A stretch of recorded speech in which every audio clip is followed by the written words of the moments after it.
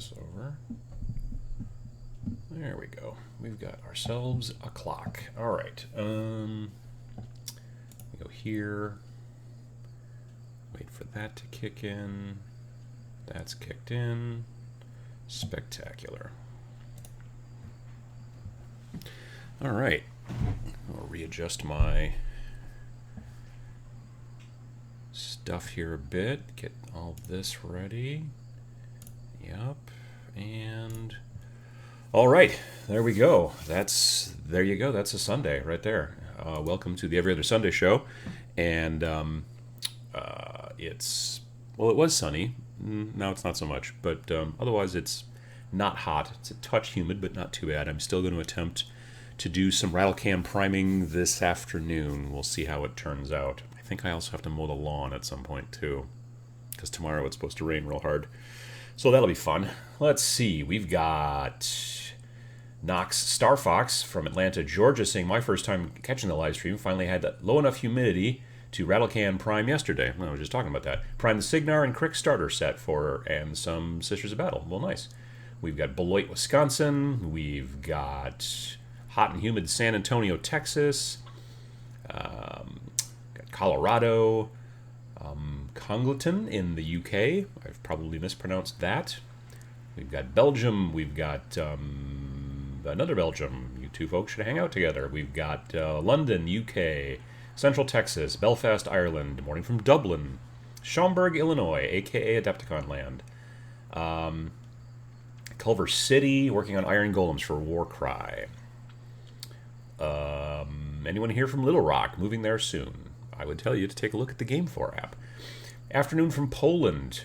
Good day from Australia, Portugal, sunny Scotland, Denmark, Decatur, Georgia, England, Costa Rica, St. Augustine. What else? Doncaster, England, Savannah, Georgia. We've got Texas, Germany. Morning from the UK, Sweden. York in the UK, Denver, Columbus, Ohio. Let's see here. Denmark, Italy, Essex. Afternoon from Finland. Nice to catch the show live. I was just making coffee and breaking out my paints when a notification popped up. Well, thank goodness for notifications. And thank goodness for coffee. Good afternoon from Munich, Fremont, Ohio, Poland, California, Cleveland, Germany. Greetings from the sofa with my 4-month-old son sleeping on me. Well, I will try to stay quiet so that we do not wake up your son. Or hopefully you're wearing headphones. Yes. Let's see here. We've got Illinois, sunny Minnesota, St. Louis, Hungary, Raleigh, North Carolina, the Czech Republic, Kent, Portland, Oregon, Clinton Township, Michigan, painting Iron Warriors. We've been hearing a lot about that. A lot of people lately. We were talking yesterday in the Patreon and the Uncle Adam's Irregulars monthly chat about how a lot of people were talking about how at their local stores, like Warcry is really the big thing right now, and it's hard to find games of anything else, which I think is interesting because around here, it's sold okay, I guess, from what I was talking to my local game store owner friend, but it's not. He doesn't see it in the store. Although I'm a little amazed that people got it and completely built it so quickly and then brought it into the store and started playing it. I mean, I'm sure it's not, for a lot of those folks, I'm sure it's probably not painted, but it's just kind of surprising. Morning from Barcelona, Spain. We've got Australia. I'm going to Virginia this coming weekend. I'll check out Borderlands, though. Hello from our backyard. There you go. Frankie Lee Bailey says, oh no, where is Nick? Nick Ramondo, but it says Romano. Nick is my wife has a gig this morning, so she and Nick had to go do music stuff. I had forgotten about that yesterday during the Irregulars chat.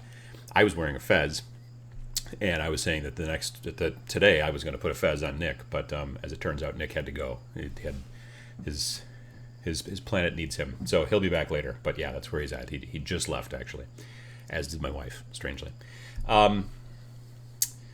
Let's see here. Evening from Singapore, Cleveland, Ohio. Painting 3D printed terrain. I'm going to be doing some more of that myself. Hello from Cancun. Well, that's fancy. That's where you go for vacation, at least if you're up around here. I've got something in my eye. Adam, what do you think about Free Cities of Sigmar from AOS? I don't know a ton about it, honestly. I'm glad that they are kind of finally starting to give some love to the kind of humans that survived the big Age of Sigmar apocalypse kind of thing, you know? And so that's interesting. I've not had a chance to look at it much, though, so I don't know a ton about it. But I am glad that they didn't just completely ignore them. You know what I mean? So, yep. Jacob Davies says, do you play anything? I do. I play Kill Team, mostly these days. But I'm also going to be getting into, and I'll talk about it a little bit. Oops. I'm also getting into... Try not to spill them. Star Wars Legion. And... Never mind, that was fine. That was not models, that was just a thing. What else do I play? I'm starting to get into Zone Raiders, which just came out. It's a very kind of an indie game. I've played 40K for years, though I've been playing Kill Team instead lately. And so, yeah, I don't play... Well, I've played Age of Sigmar as well, but I haven't played that in quite a while. Guy that I usually play Age of Sigmar with he got a different job, and so I don't see him as much. But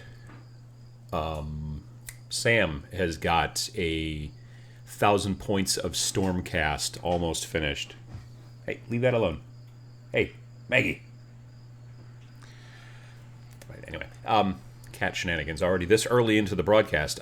Yeah, so Sam has got 1,000 points of Stormcast almost ready to go, and so we will probably be playing some of that as well, because I've got 1,000 points of Chaos Soup that would love to be slapped around a lot by Sam.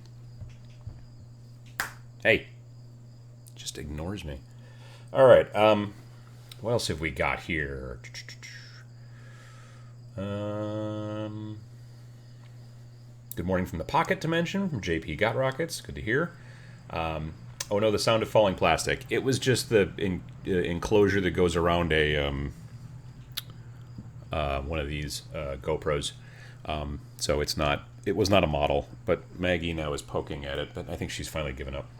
So,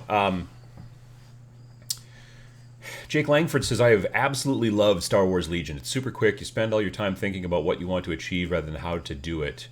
It's fun, fast, and of course, Star Wars. Yeah, like I said, I've played a little bit of it. I've done a couple of demos, and I'm now really looking forward to starting to play. Like, I've got an 800-point list, which I'll be showing you guys in a bit. I've got an 800-point list done, and of Empire. It's my first 800-point list because I've got several planned, but this was the first one that I got all painted. I'm going to be adding in an ATST and swapping out some stuff. I'll be adding in some other things. Hang on a second.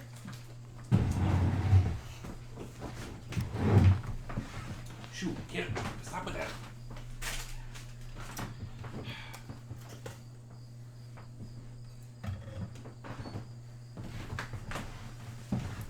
She was not going to stop poking it and pushing it around until I took it away. All right, so, yeah, so I'm looking forward to playing some of the Star Wars Legion. Now that I have this first list done. Oh, by the way, the camera is going to freak out on and off, it seems, again. It stopped for a couple of episodes, and then yesterday during the live show, it was doing it, and I don't understand why. Anyway, so, yeah. I'm looking forward to playing this. I'm going to be working on a Rebel list as well, and I'm going to be working on the terrain. I've got a whole bunch of 3D printed Star Wars terrain, which I'm really looking forward to getting to work on. And I want to get to work on it, well, before it gets too gross outside, you know, cold and whatnot, because I'm going to be using a bunch of different textured sprays from a rattle can, so I can't really do that in the winter, and I can't do it in the house because they smell worse than regular rattle can, as it turns out. So, yeah. Let me see here. What else? Ian Davies, or Ian Davies. I've got a friend who pronounces it Ian, even though it's spelled Ian, and so now I always pronounce it that way, but I know it's probably Ian. Have you played any historical minis lately? I've been craving some ancient black powder games lately. I have not. I'm not a huge historical fan, as it turns out. I have played Flames of War in the past. We used to play that sort of frequently. I still, and I've said this a bunch of times, I still kind of prefer my historicals to have some laser tanks and werewolves in it. So when I do get back into any kind of historicals, it's going to probably be Conflict 47. So, but that's kind of far down the list right now of things I'm working on. So yeah. 800-point list of Empire versus 1,000-point cat. Oh, I don't know. Maggie is she's a bit of a sweet potato. She's easily 1,500 points. She's a bit of a moose. I mean, not like Diesel. Diesel's way bigger than she is, but she's a bit of a chonk, as the kids say on the internet. Let me see here. What do you think about the new Invictor warsuit for 40K? I don't know. I don't know what an Invictor warsuit is. I should look that up. Perhaps. You know, it sounds cool. Invictor warsuit. Invictor warsuit. Oh, yeah, that thing. Sure. Right. That's the new open-topped Redemptor Dreadnought thing. Yeah. It looks... oh, geez. It looks thusly. Let me see if I can make this work. Nearly. Hang on. There. Oh, I'm over here. Yeah. So, I wouldn't want to be in it, honestly. Like, I think the Redemptor Dreadnought's awesome, but the fact that this is like I could just shoot that guy. You know what I mean? Like, anyway. I suppose the benefit is that he can get out of this and go to lunch. Whereas if you're in a Redemptor Dreadnought, you're in there because you are basically just probably a torso and a bit of a brainstem left. And that's about all that's left of you after a big battle. And so they're like, well, that guy was always really good in battle. So let's put him inside of a robot, and then in death he can still serve, you know, as it were. Whereas this guy is like, you know, I'm kind of sick today, so Larry can take over and hop in here and go do some fighting. Cool model, but... yeah, when I first saw it, I was like, that's the whole point of being in a suit, is that you know what I mean? Like, you should have some armor in front of you. But, yeah, so I guess that's my thought about it. Now I got to get all my stuff back together. Okay. I've been having some troubles lately with, like, I can't, like, when I want to do web, show you, like, that screen, like, now it shows, it's a whole thing. I can no longer just show a specific window, but I had to go in and turn something off so it won't show exclusively just the window. It also shows you the stuff that's in front of the window, and it's kind of a pain. And I've done a little bit of research on XSplit and why this recently all of a sudden has gone pear-shaped, and I've not gotten a great answer. So I'm still working on that. But anyway, cool model. I wouldn't want to be in one, though. 3D printed Star Wars terrain? Is that from Corvus Games terrain? Yes, some of it is, and some of it is... oh, and the camera locked up. Some of it's from Corvus, and some of it is from Imperial terrain. So yeah, I like both of those companies for Star Wars stuff, frankly. Just, yeah, both of those companies, I think, really make some of the best... there we go. Stuff. VJ Morph says the Diesel is 5,000 points easy. Oh yeah, all day. Yeah, absolutely. Six Gunner 86 says, God, I'm enjoying painting after a few days hunting trip. First sneaking in the bushes and now painting comfy indoors with a cup of hot coffee. Life is good. That does sound like a good time. Absolutely. VJ Morph says, Tabletop Minion's got his screen sharing working again. That's new since yesterday. Sort of. Like I said, I can share the overall frame of the window, but anything else that's in front of it will still be seen, and it's a whole thing. I did some research yesterday and found a checkbox which fixed it, sorta, but not really. So still working on that. Sander asks, good afternoon. Any tips for painting cars for Gaslands? I would tell you Don't worry about trying to strip the paint. If there's any actual stickers on the cars, like sticker type decals, maybe try to peel those off and then try to rub off any adhesive that might be on there. But honestly, even I wouldn't even worry that much about the adhesive. Prime them and then just paint them. Use obviously, acrylics, but you want them. I want them, at least in my opinion. And your opinion may vary, but I want mine to look sort of Mad Max-ish. So any kind of bumpiness, chunkiness, grunginess, that kind of stuff is totally fine. So yeah, I would just tell you to hop on there and get rolling. Hi there from Copenhagen. I've been wondering if you will be doing some videos for experienced painters who have gotten a good hold of the basics and more. Honestly, that's not really the focus of this channel. This channel is aimed towards helping people stay motivated, getting people into the hobby, showing people that the hobby's not as scary as it may look from the outside as far as the amount of work or the skill set that's required. There are plenty of people out there who do amazing work aiming towards intermediate and above folks. Secondly, I'm not that great of a painter, so I'm not a competition painter. If you're looking for super good display painting tips, I am not the right guy to ask, frankly. So yeah, it's not really kind of my area. I mean, some of the stuff that Sam teaches on this channel, and there will be more videos coming very soon. We filmed 5 videos, not yesterday, but last Saturday.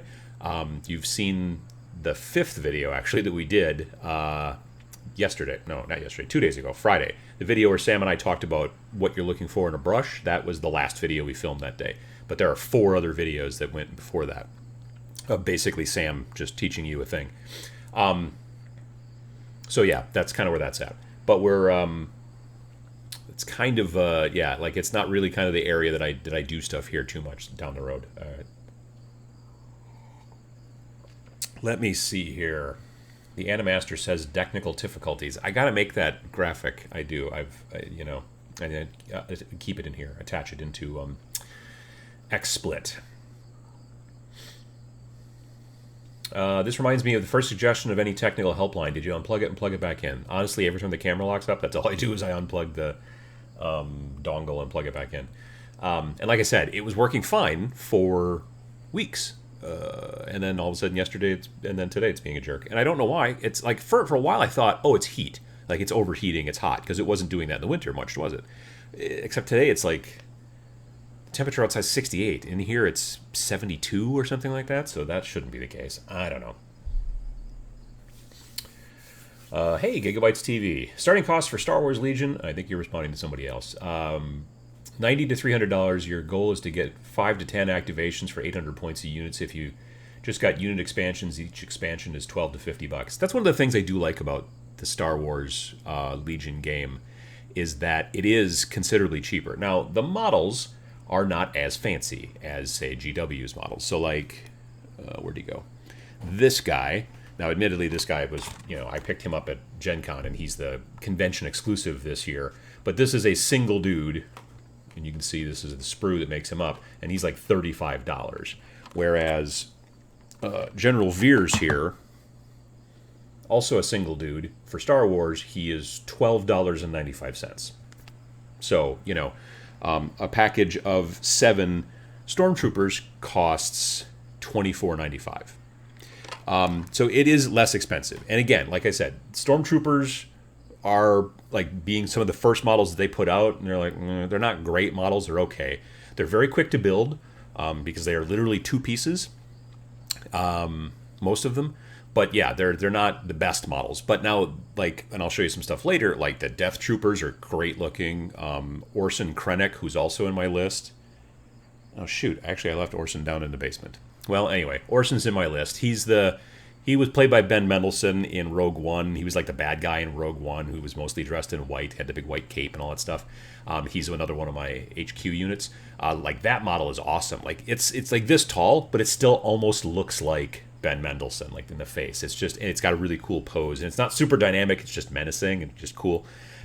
Yeah, so they've been getting better on that stuff, but the prices are also quite reasonable, which I like too. So it's not that bad to get into. Let me see here. If you want good painting tips, hit up Sam's Twitch streams. That's very true. Sam's got great painting tips, and he usually streams on Twitch Wednesdays and Thursdays, though he won't be doing it this week because he's already in D.C., Washington, D.C. for the Nova Open. They were doing this big, huge, like, paint boot camp thing with Sam, because Nova doesn't start till this upcoming Thursday. But he's already there because he's already teaching classes for this kind of crazy upfront boot camp sort of thing going on, which is cool.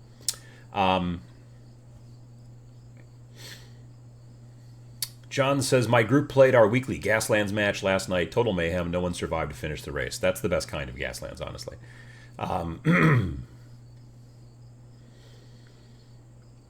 Liam says,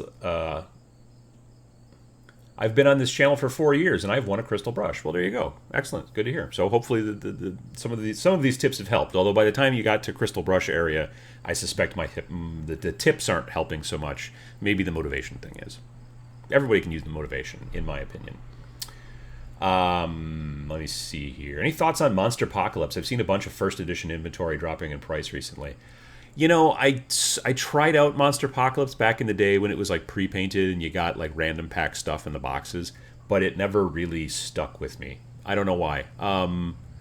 The rule system to me was slightly weird and it just wasn't my thing. So when they came out and said, hey, here's the new one, and it's unpainted, I was like, huh, well, that's interesting. I don't know how it's doing. I saw people playing it at Gen Con, so it's got to be doing at least sort of well. Ray Kubska, I'm probably pronouncing that very wrongly, and I apologize. Used the Game 4 app and found some people to teach me 40K. Played third game yesterday. Thanks, Adam. Well, great. I'm glad to hear it. Absolutely, yeah. We just, let's see, we've got 36,000 people, I think, in the game, registered users in the Game 4 app now. And Gen Con was good. We got, I got a bunch of contacts and some people interested in doing some stuff. And yeah, so it's doing well. I can talk about one thing that we're working on. There's some other things I can't talk about right now, but because they include other businesses, other parties. But the one thing I can talk about right now is that we're working on badging. So like, you know how like on Xbox and other stuff like that, you get like achievements like, oh, you did this thing, and then and in a lot of different apps there are also badging. So like, oh, you checked into 5 places, and so now you get the check-in badge or whatever, and then it shows up in your profile or whatever you're doing. Well, we're going to be adding badging soon. We're in process of it right now. A bunch of the coding's being done. I'm working on visual designs for the actual badges.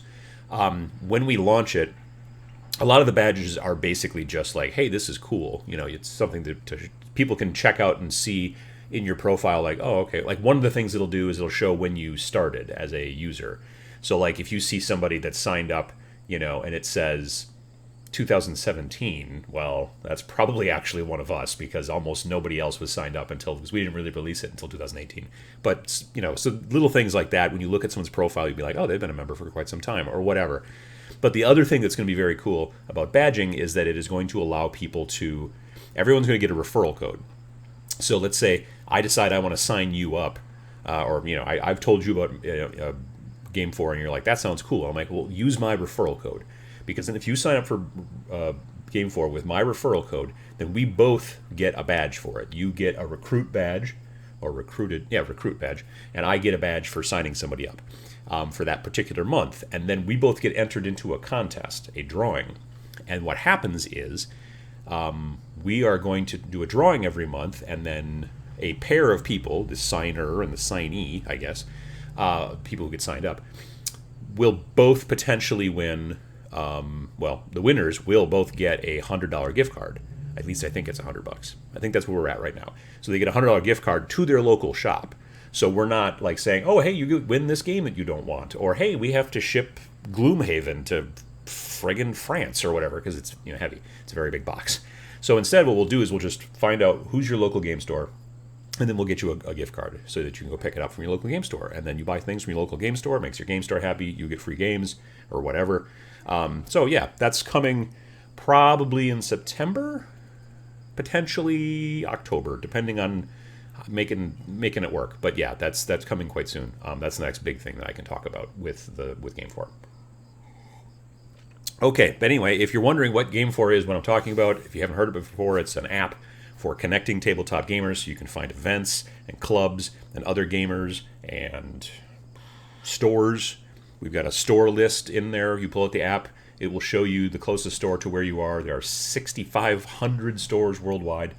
Go to just type in Game 4, GAMEFOR, all one word. Type it into Google. You will find it. It's also on iOS and Android. So yeah. All right.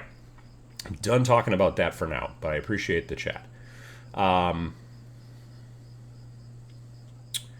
What is the name of Sam's Twitch stream? It is either Samson Art or Samson Arts, and I can never remember.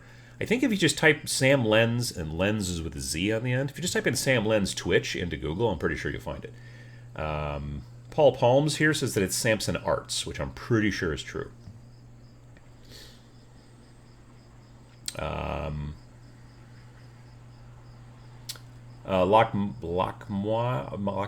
I know you because I recognize the icon, but I can never pronounce your name, dude. So now you do badging. After I visited several countries and over a dozen states, we're not going to have a locational badge, at least not to start.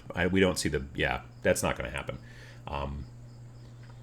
Like some of the other, I can't remember all the badges. We're launching with probably 10 to 12 badges to start with, but like location is not one of them particularly. Let's see here. What else have we got? I love Gaslands. No, Gaslands is very good. Got the new book. Yeah, the new book is very cool. What else? People talking about Gaslands. VJ Morphs is also looking to get the ball rolling for TMX International 2020 featuring Adam and Sam.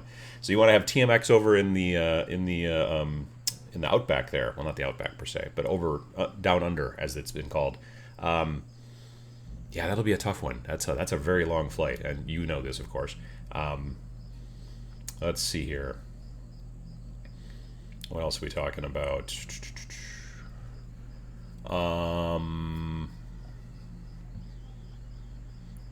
Just painted some tauntauns, says J Solo Arts, for a client headed to Nova to compete in the Legion tournament. Oh, that's cool. I've picked up a tauntaun at Gen Con. Because I thought that they weren't out yet. As it turns out, they were out. So I didn't need to have done that. I did also pick up a dewback, which those aren't out yet. Unfortunately, the dewbacks that were at Gen Con came with the wrong size base. They have a huge base. It's this big. No, it's not that big. But it's a very large base, and it's way too big for the tauntauns. So they're supposed to have the next base size down, I guess. So now that I'm supposed to contact Fantasy Flight, they're going to ship me a new base, but I'm dubious. So we'll see how it goes. But that teaches me to not buy things at Gen Con that have just come out or aren't out yet, because there's no point to do so. VJ Morph says, didn't you have some GW swag to show today? Well, not swag per se, but where did I put it? Oh. So on Thursday I received, yeah, that's right side up. Blackstone Fortress Escalation, which I don't play Blackstone Fortress, but I own a bunch of Blackstone Fortress stuff. I own the initial box. I bought that, and then I bought the edition that added the Trader Guard leader and the ogre guy. I bought that from my local shop, and then they sent me this, which is lovely. I'm sure that Blackstone Fortress is a great game. It's a little more board gamey than I'm interested in, and that's great. But the models are spectacular. Nearly every model they've put out so far that's been for Blackstone Fortress has been like, wow, I've been very amazed. They look like this. That's upside down. So anyway, but what I might do instead, since I did figure out at least sort of how to fix this problem, well, I just set that there, is I go here, and I go, nope, we close you, bring you up, and we go to, boom. Oh, dang it.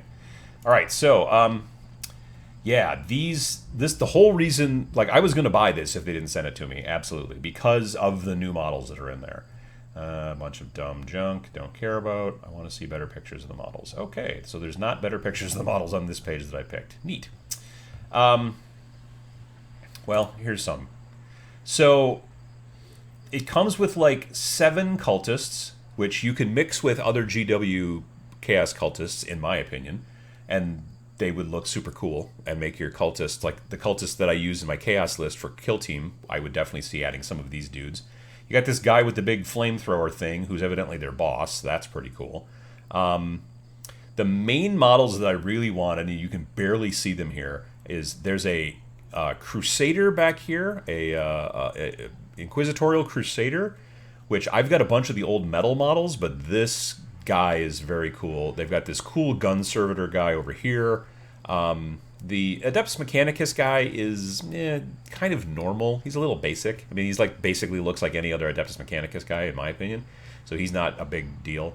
The Psyker is very cool, I think. The kind of Rogue Trader, I don't know. I could definitely see using a bunch of parts from this, though, for other stuff. But yeah, it's basically these... yeah, it's definitely the cultists and pretty much everybody except for... I mean, there's nothing wrong with the AdMech guy. He's pretty cool, but he's not, like, really cool. Not like those other folks. So, yeah, that's something that I definitely look forward to messing with and doing some tweaking and stuff on, and I was glad to kind of pick it up. But again, like I've said several times now, I've not actually played Blackstone Fortress. There's plenty of people out there that do. Guerrilla Miniature Games, if you're interested, I would definitely look at Guerrilla Miniature Games. Ash Baker's channel. Ash Barker's channel. And then you'd be able to find some kind of really interesting, he does battle reports and stuff like that, based off of the game, and it reminds me a little bit of like Silver Tower and some of those other types of games. I mean, it is technically what they call Warhammer Quest up here, so it's part of that sort of series. But yeah, it's pretty cool. Definitely, the models are astounding, and that's my big thing.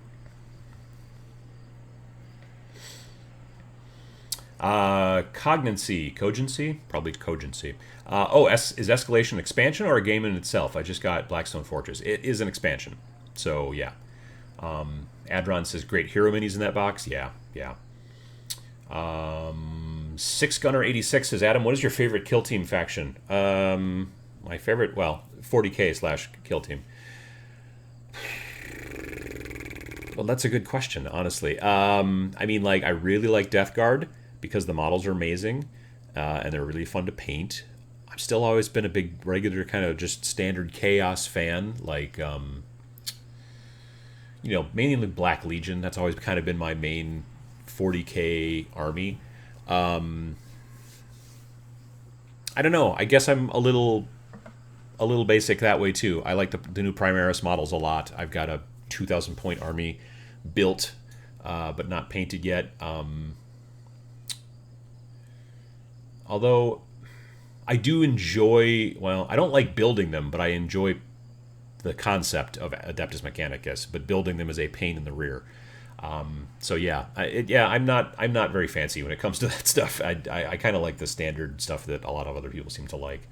I'm not into Harlequins or that kind of stuff. The smaller kind of factions and things like that. Let me see here. I've pre-ordered the new GW Kill Team starter mainly for the terrain. Who wouldn't? Yeah, I mean, I've got a bunch of that terrain. The Adeptus... No, what do they call it? I don't know. It's like all industrial tanks and pipes and walkways and catwalks. I bought a bunch of that stuff because it came in the original... What the hell was it called? Shadow War Armageddon starter box that they only made like 4 of or whatever. All right, they made more than 4, but they were out of stock very quickly. But I was like, as soon as I heard about it, I told my local shop, please get me one. And they did, and I bought it.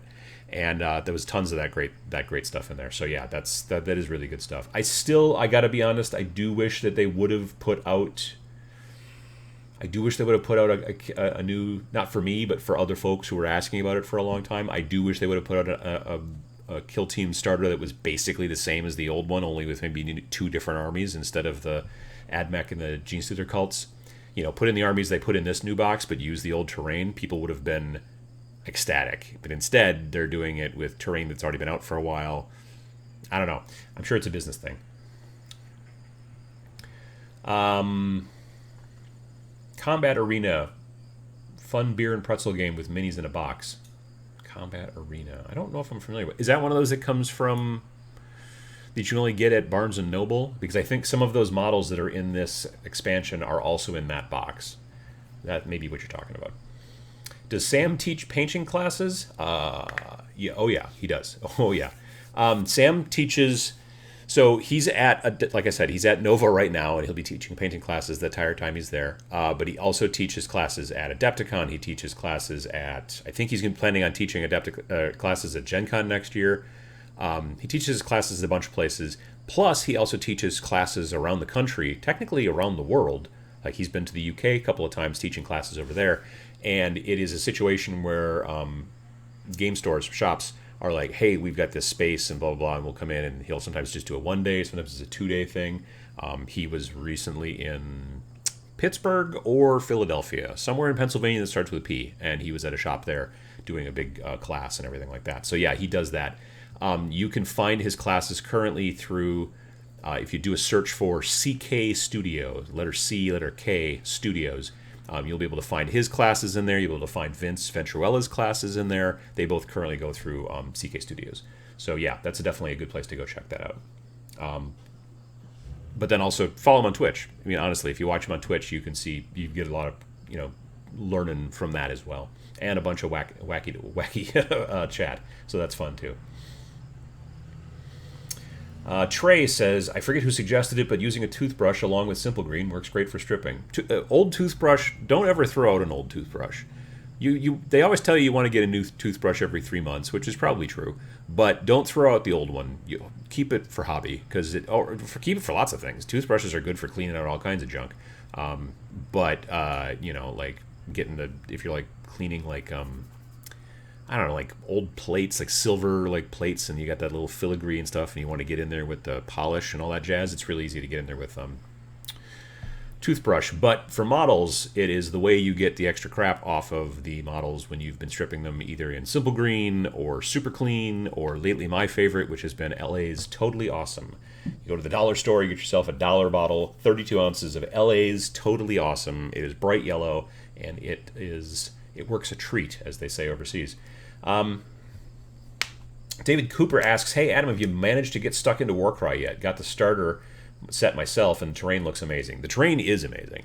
I have not gotten stuck into it yet because I've been doing predominantly these dudes here. Well, I mean, I've been painting stormtroopers, many stormtroopers. There's 4 squads of 7 stormtroopers there, and also good old General Veers over there.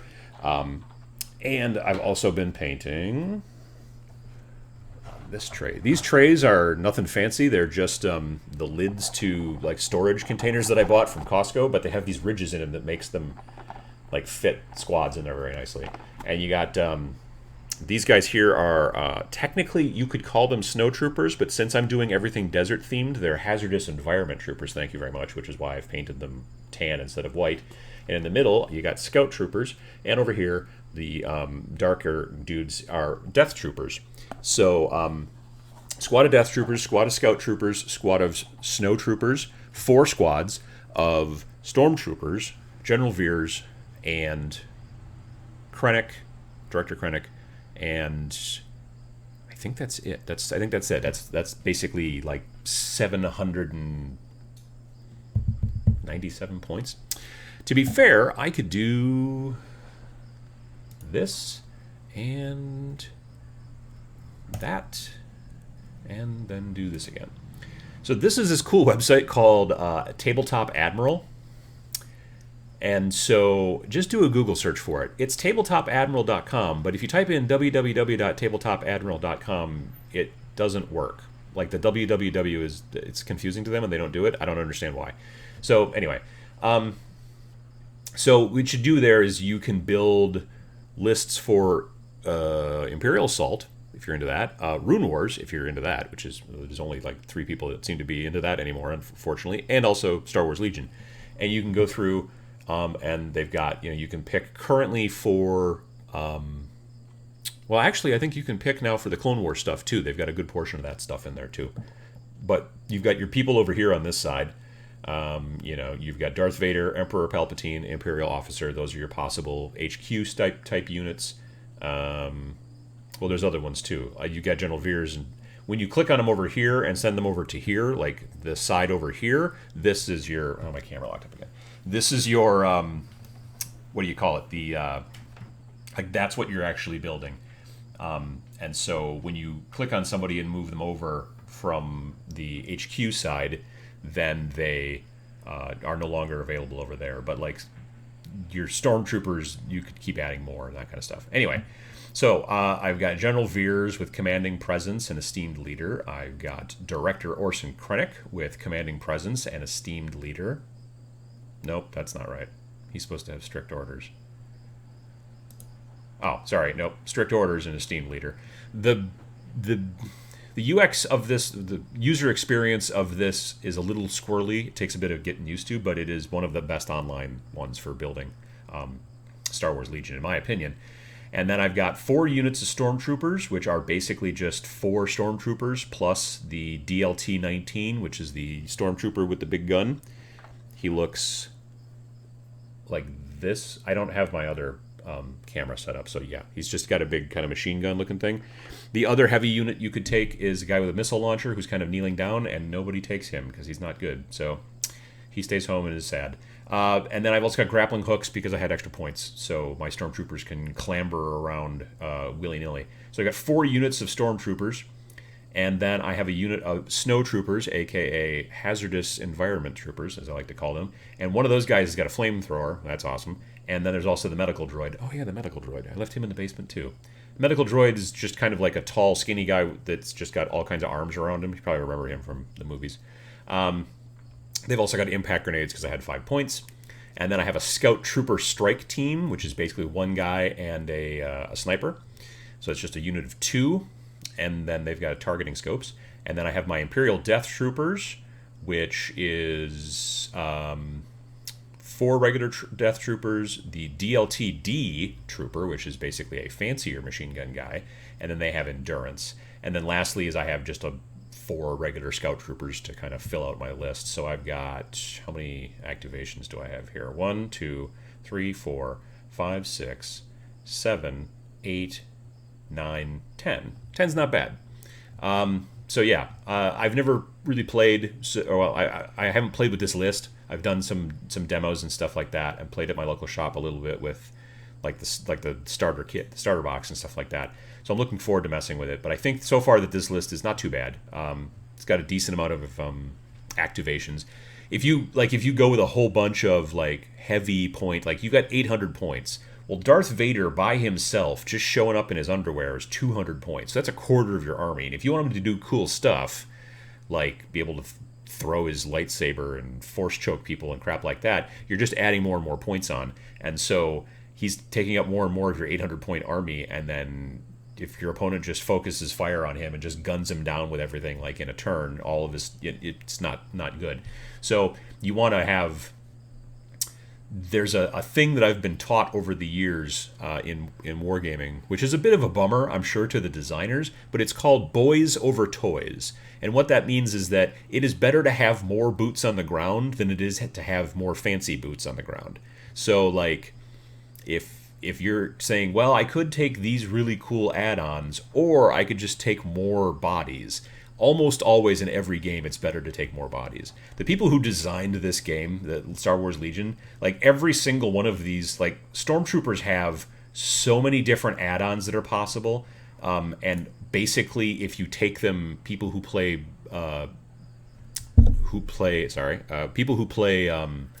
competitively will be like, no, don't take those. Don't take any of those add-ons. Those add-ons are all garbage. Just take straight, stripped down, completely, naked stormtroopers. Well, not naked, but you know what I mean.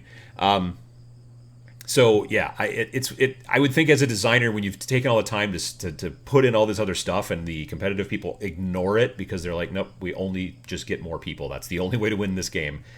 That's got to be a bit of a bummer. So anyway, so that's kind of my list that I've been working on.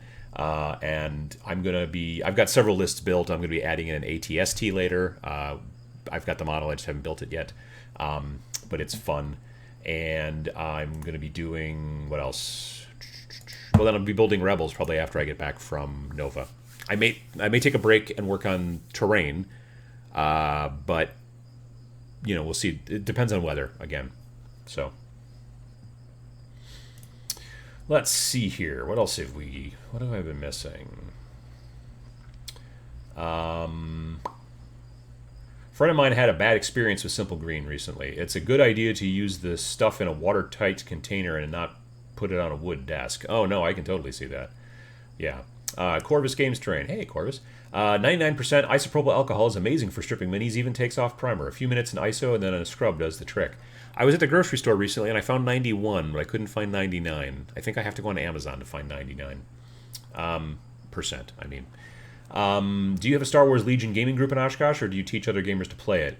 There are some folks who are starting to play. The guy who taught me at the local shop, he has moved away, sadly. But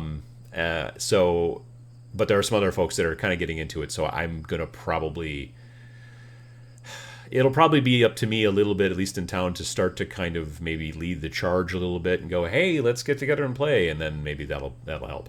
I don't expect it to be like, oh, we're going to have tournaments with 20 people, because A, I'm not going to tournaments, and B, I just don't know that it'll get that large, at least not right away. I mean, the game is, and I've mentioned this a couple of times, and I've had other people mention it to me, which is where I got it from, it's like a year old, roughly. So, I'm willing to give it some time.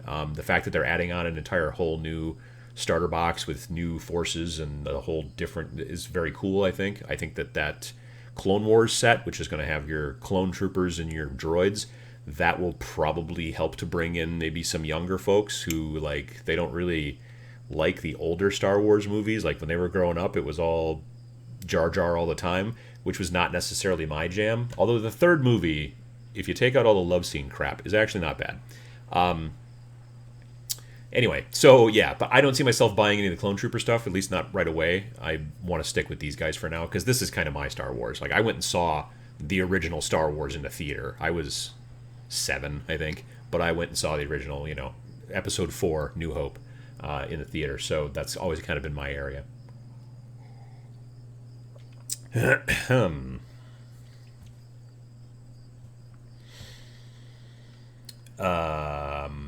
Rodney says, I've picked up some Legion. It's still all unpainted. I'm going to do a video about painting Stormtroopers soon. It's not hard. I'm basically, here's a quick TLDR of how to paint Stormtroopers. You prime them white, and then you take Apothecary White contrast paint from Games Workshop, and you do one thick coat, just slop it on there, let it completely dry. Then you get yourself a cheap makeup brush from the dollar store or from Walmart or whatever. I did a video about that quite some time ago. Well, not quite some time ago, 3-4 months ago. And then you take white paint and you dry brush white onto the Stormtrooper.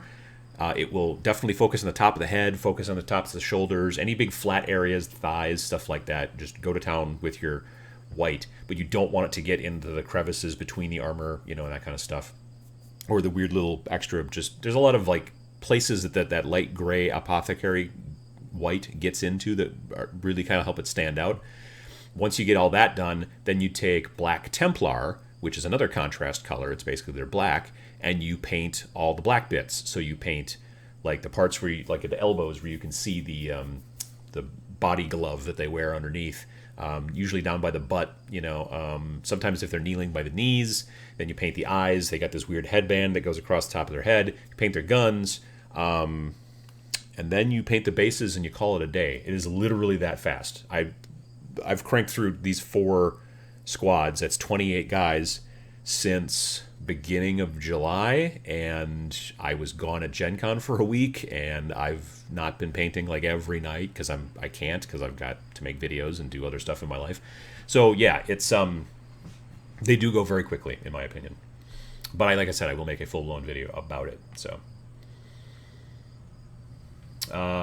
Jake Langford says, impact grenades on snowtroopers has never worked for me. I have no idea whether it'll work or not. I'm going to give it a try. That's one of the things too that I like about this game is that it's not so.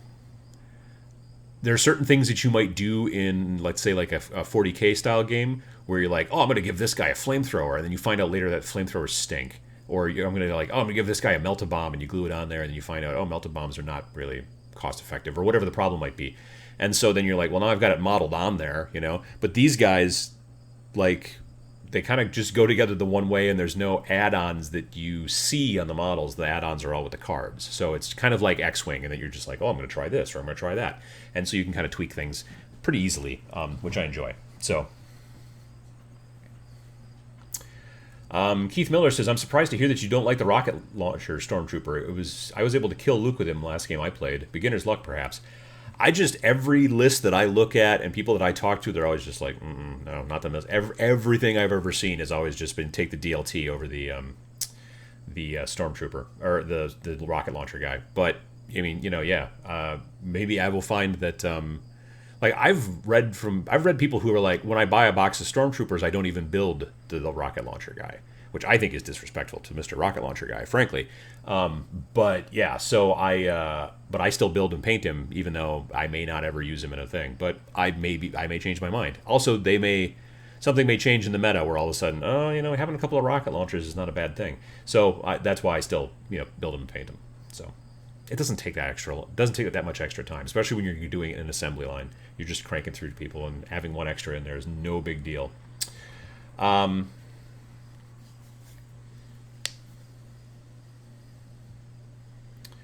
Let's see here. People talking about. Oh gosh, everything just moved in my chat. Let's see here. Painting Star Wars Legion right now with contrast paints. Very exciting. Yeah, I mean, I know that there's plenty of people also that have painted like Bosk. I've seen with a lot of contrast paints. I went on to Reddit. There's a subreddit called, I think it's just SW Legion, I think is the subreddit, and there's a lot of people showing off their paint jobs and stuff like that in there. So it's a good place to go, I think, for that, and check that stuff out. John Ashley Smith says that isopropyl alcohol won't harm plastic minis at all. Not in my experience. Well, that's good to hear.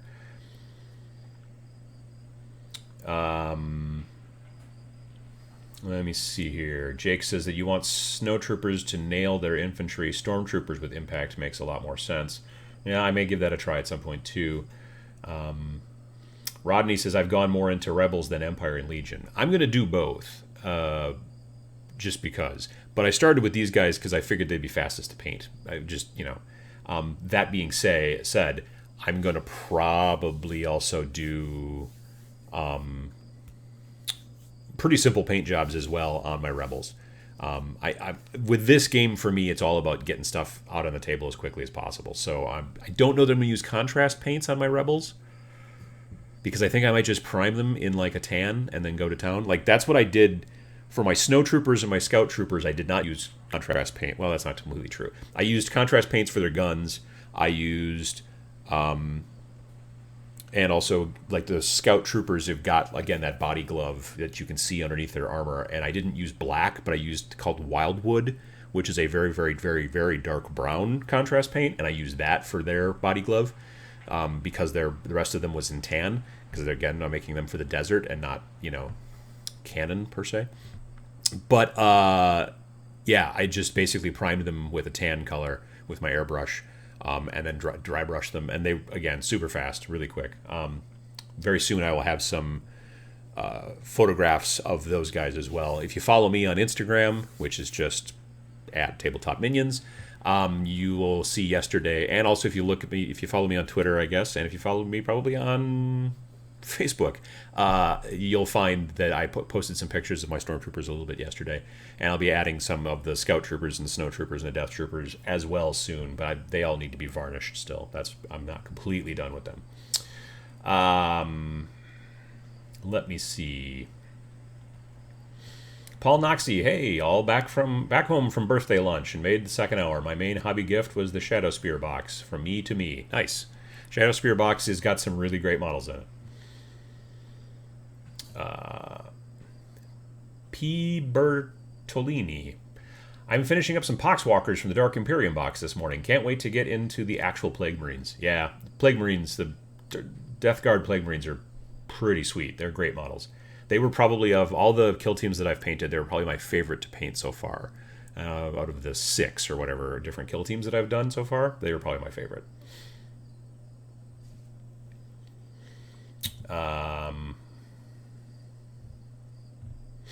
J-Tick says, I'm doing both as well, with a focus on Rebel DLTs for those Stormtroopers, brother.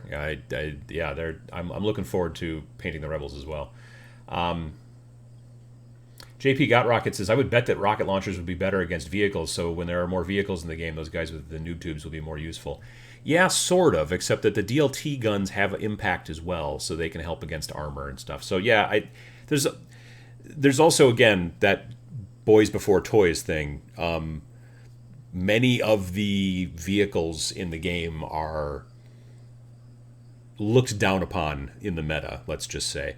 The snow speeder, or which they just call the air speeder in this. The air speeder, I keep reading everywhere, like, I want an air speeder real bad because I really want to paint it. It looks like it would be a lot of fun, but everything I read about it says that it is, like, objectively the worst model in the game. Not looks-wise, it's not bad build, but just, like, in the game, you are paying way too many points for way too little kick, and that's a bummer to me. I'm still probably going to buy one, just paint it and whatever, because maybe they'll tweak it at some point or do something. That's cool. But right now, I'm just like, I want one, but I'm just like, meh.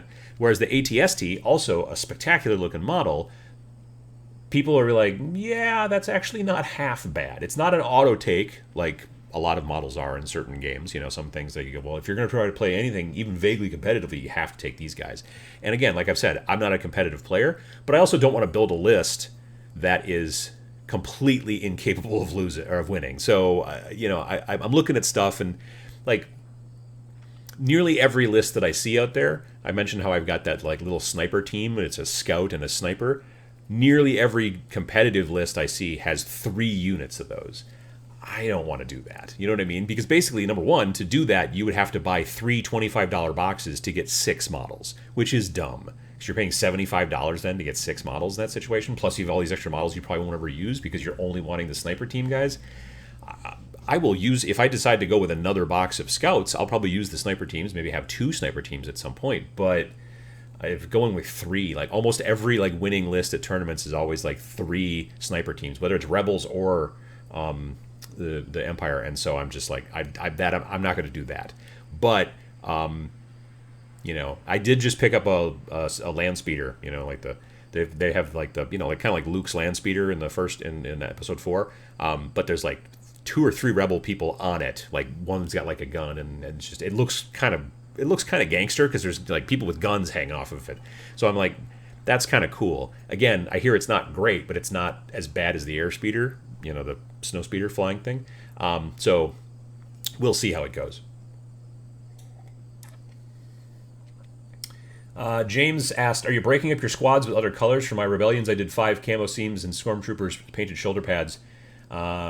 Or did things like the Imperial Marines. Yeah, my stormtroopers, I've got 4 squads of stormtroopers, and their left shoulder pad, I've got red squad, blue squad, green squad, and yellow squad, or gold squad. Yeah, so that's kind of where that's at. J-Tick says that the double tank Imperial list is nasty as hell. The Imperial tank, I've seen people talk about that, although I think they've nerfed a little bit of it, because people used to take and put Emperor Palpatine in it and then just drive it up and then dump him out, and they did something recently changed to the rules that's not as effective as it used to be. The other thing, though, I have to admit, is that I don't like the look of the Imperial tank that much. It seems as if I've locked up again. This is cool. Just gonna do this and do this. Renegade 16 says, finally caught the show live. Yay. Well, live is it's technically live. There's times when the image is not as live as we would like, because the camera's being a bit of a jerk today. Corvus Games Terrain said, did you paint your Stormtrooper leaders' pauldrons in orange or same as your squad color? I painted them all that kind of orangey brown, so they all have the same color that way, but then the shoulder pad is separate. Paul Palms says, I'm getting Walking Dead All Out War for my birthday. Fancy dabbling in a board game.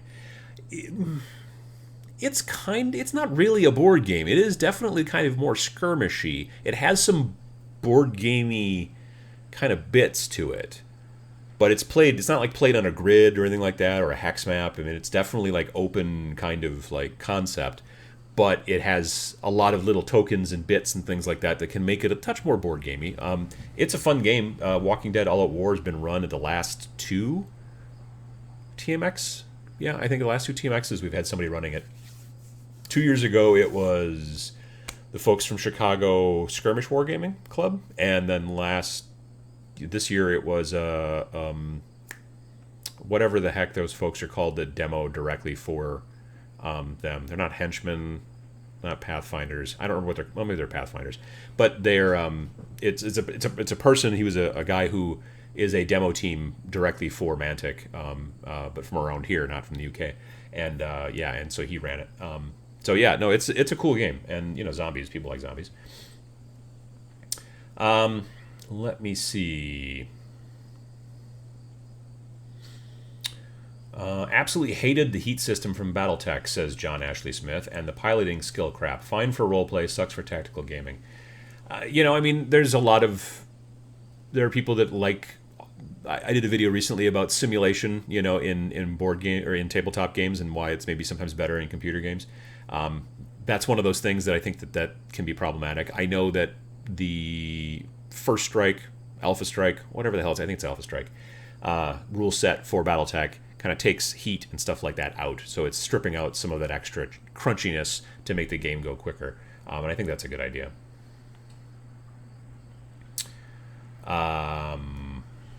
Where else are we here? Kelly says, I think I'm getting old and becoming a Grog-nard. Current hobby project is painting MiG-15s and F-86 Sabres for MiG Alley / Blood Red Skies. Oh, I love F-86s, man. Oh, yeah. We have a F-86 out on a stick, for lack of a better term, out on a highway. There's this big aviation museum here in town called the Experimental Aircraft Aviation Museum. And out in front of, and I used to work at that company for like 8 years, but right out in front of the building, there is a big monument sort of thing, and then there's like a huge post, and then there's an F-86, like an actual F-86, like mounted on there, painted in the old Air Wisconsin National Guard or whatever colors. But yeah, it's gorgeous. F-86 Sabre is easily my favorite Korea era jet. Always really super cool.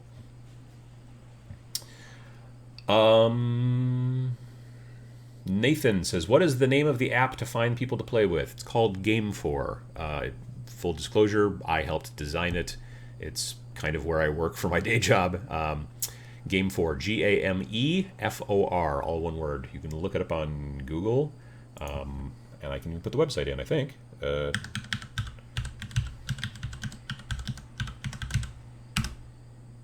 No idea if that worked. Yeah, but it didn't make a link. Well, anyway. Way to go, YouTube. All right. Let me see here. Keith Miller says, my buddy recently played at a tournament where one of the lead players is with using an airspeeder really effectively. Surprised us in the best way. He is painting one now. I mean, yeah, like that's the thing, is a good player can always take any model and make it like work. Me being a beginner, it's less... I mean, I want to probably try to use stuff that's maybe a little bit more easy to kind of get rolling with, so we'll see how it goes. But yeah, I do definitely want to get one, though.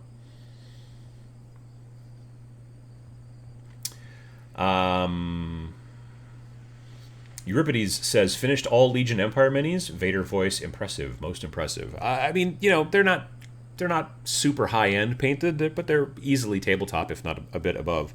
I went real simple with the bases. I didn't put any kind of clump foliage or anything on there. I just basically did my, and you're not going to really see this really, but I just did, this is CA glue, super glue, and then I sprinkled on baking soda, as I am wont to do, and then threw little pieces of kitty litter, and then I just painted it. I used a desert yellow color, I think from Vallejo, and then I threw a sepia wash over it after it dried, and then I went back and dry brushed with that same desert yellow a little bit.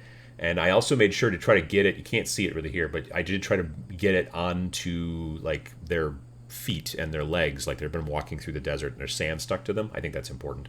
And then I did a little bit of highlight dry brushing on like the highest rocks, which are actually kitty litter, with like a bleached bone style color. And that's pretty much it. Like, it didn't really go crazy. You know, it's Star Wars, so you're not going to put skulls everywhere. You know what I mean? Generally, like with 40K or even Age of Sigmar or Warcry or Kill Team or any of those, like, you go, man, I'm just going to throw a skull in there. Might as well do that. You know, and that's fine. Totally makes sense. But in Star Wars, people would be just like, why is there a skull on the ground? Whose skull is that? And that would be weird. So, yeah, that's kind of where that's at right now. But yeah, they turned out pretty well.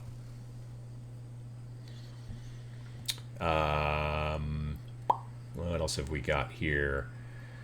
BattleTech, when we first played it in the 80s, we didn't use the heat rules. We wanted combat, says Darson. That's the other thing that's awesome about tabletop games, which I've mentioned a bunch of times.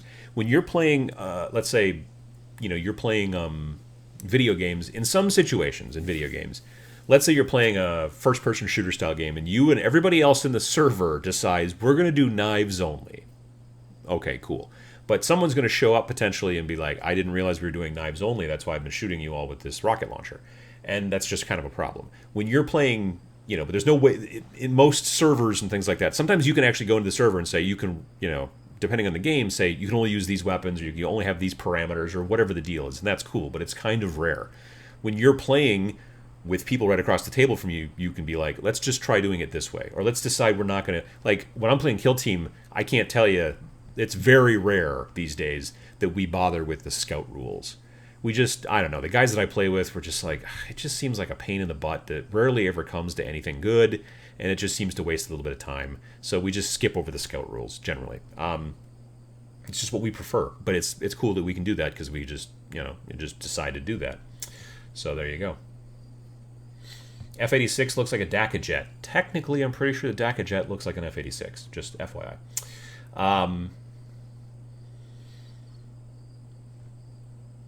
Paul says that I really want to get into the military side of things too because the AK Interactive weathering stuff is insane. They do make a lot of weathering stuff, and I mean, you can certainly weather sci-fi vehicles and things like that, but yeah, I mean, a lot of that stuff is aimed towards military modelers, not even necessarily gamers, but people who are into scale modeling.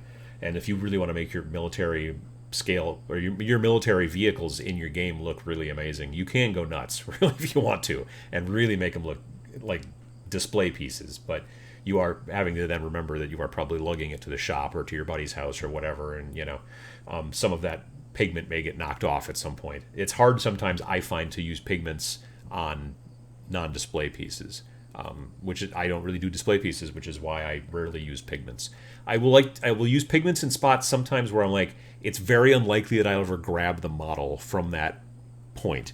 Like most models, you have a tendency to grab them when you're picking them up, usually by the shoulders, you know what I mean? So you're picking up this model by the shoulders, so maybe having some down by the base or in the feet, you could do that some with pigments, even though you're going to use a fixative and all that kind of stuff, but too much fixative sometimes ruins the idea of using pigments, but, let me see here. What else are we talking about here? Mike P says, glad to have found your channel, coming back to mini painting after a 25-year break. That is a long break. There has been a lot of new stuff. So welcome back, Mike P. It is, I mean, just in paint technology alone, there's a lot of new stuff to learn about. So that's exciting. Ray Barker says, I think technically it's pronounced Grog-nard. It's the nickname of Napoleon's old guard. It's French, so it's probably I'm mispronouncing it, but I like Grog-nard sounds funnier. Let's just go with that. Jim Reed says, I've been an EA member for over 30 years. I've attended AirVenture for the last 25 years. Well, then you've been in town. It's right over, well, it's not right over there. I'm on the other side of town. But yeah, it's I worked at EA for 8 years. I was a web designer there. And because it's not just the... AirVenture is not the only thing that EAA does. Experimental Aircraft Association is a membership organization with like 180,000 members worldwide and 1,000 chapters. and it's mainly people who are interested in building airplanes from scratch or from kits or from plans or whatever.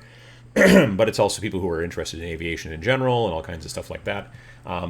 And every late July, most of them come here. And we go from a city of about 75,000 to one of about 250,000 or bigger.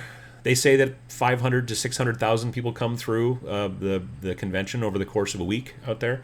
It becomes the busiest airport in the world for a week, little Whitman Regional Airfield, or airport, I don't know, whatever. Yeah, so it's town gets full is what happens. There's no place to get a hotel anywhere within about 100 miles while that's going on. So yeah, it's a big deal. Tyler Barry says, speaking of BattleTech, did you see the last Kickstarter, which was for clan models and stuff like that? BattleTech clans, not, yeah. Did you see the last Kickstarter went bonkers and got 2.5 million? Lots of cool stuff coming out from them next year. Yeah, that'll be interesting to see. Yeah, it did go huge. I remember talking with Randall from Catalyst at Origins. I think it was at Origins. Yeah, in Columbus back in June. And he was saying, "Oh, we got late July. We got this big, the clan mechs and all that stuff coming out. This big Kickstarter we're going to be doing." I'm like, "Oh, that sounds great. I hope it does well." And it obviously did. 2.5 million. That's pretty cool.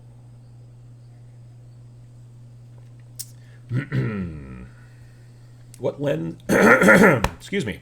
What lens are you using right now on your camera? It looks great. So it's not just the lens; it's also the camera. So the camera is not a webcam. It is it's actually a Lumix, Lumix G7, which is basically like an interchangeable lens style camera that you would take pictures with, but it's also a video camera and a decent one. And I've got it plugged in. It's got an HDMI out, which then goes into this dongle over here that I've been having to unplug and plug back in again, which I'm trying to figure out the problems, what's going on there. But the lens that's on this one particularly is a 25 millimeter f1.7.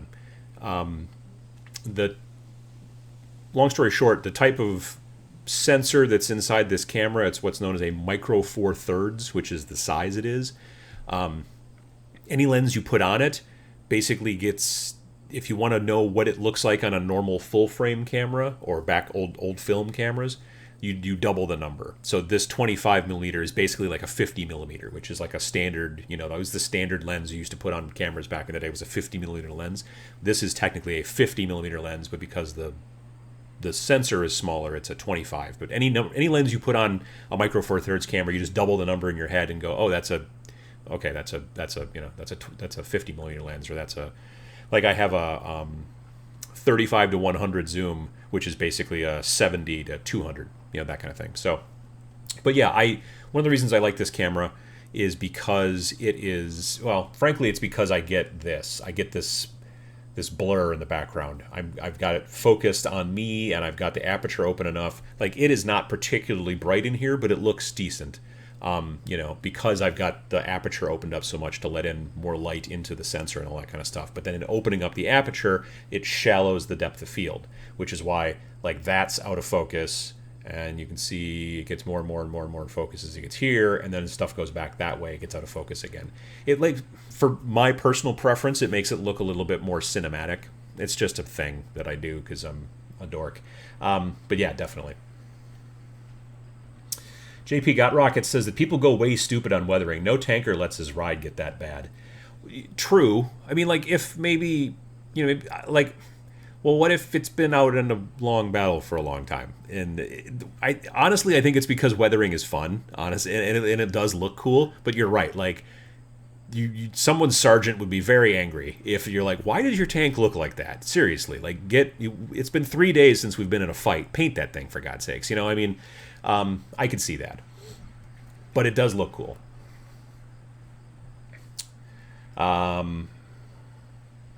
What else? Grog-nard is definitely more fun, and frankly, I say it that way too. I'm just being a Grog-nard about it. Haha. Well, there you go. For those of you that don't know, Grog-nards were, I'm going to screw this all up, but you're right, it was something Napoleonic, and they were generally like veterans or older soldiers to some degree in Napoleon's army. And so when you talk about grognards in gaming, they are generally older folks, sometimes a little bit less flexible in what they like and what they like to play. I've also sometimes heard it referred to as beardy, which makes sense because sometimes as you get older, you get a beard. But I've also heard of beardy sometimes in gaming used to refer to what I would generally think of as cheesy. So like if you're a person who always like kind of cheeses out the rules or always is like min-maxes all your lists and stuff like that, I think of that as cheesy. Like this gamer's kind of cheesy. You know, their list is a lot of cheese. But over in the UK, that's referred to as beardy. Whereas I think over here, when you refer to beardy, it becomes almost grognard because it just means older gamer. Anyway, I don't know if anyone asked for that, but there it was. 6Gunner86 says, Adam, what was the first GW Mini you bought? Pretty sure it was a Space Marine. He might have been like a sergeant where they used to have the banner that came out of their backpack all the time. Or else he was a missile launcher guy. I'm not sure. I'm pretty sure I picked it up. I was down in Madison because we didn't have a game store in Oshkosh when I was a kid. And I don't even know if we had the one in Fond du Lac yet. And there wasn't one in Appleton either. So I was down in Madison for like a school trip.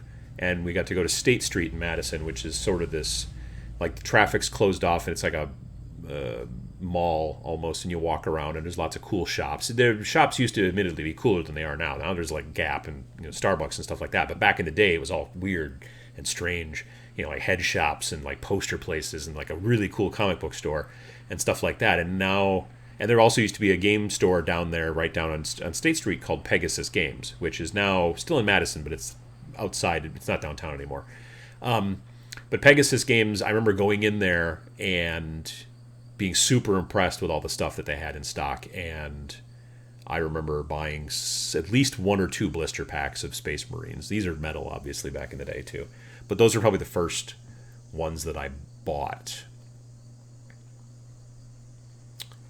But I think the first GW game I played was probably Space Hulk. Pretty sure of it. And that was like in early college, so probably 91, something like that.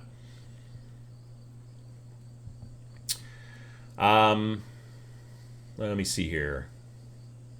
Fire Ant Farm asked, I just noticed that Nick is missing. Is he off getting his fez fitted? Oh, we were talking earlier. No, he's out on a mission with my wife. She has a gig this morning. Her mother is a organist at a church and wanted some accompaniment, and so they've been practicing and whatnot to do this week or whatever. So today was the morning where she went and played.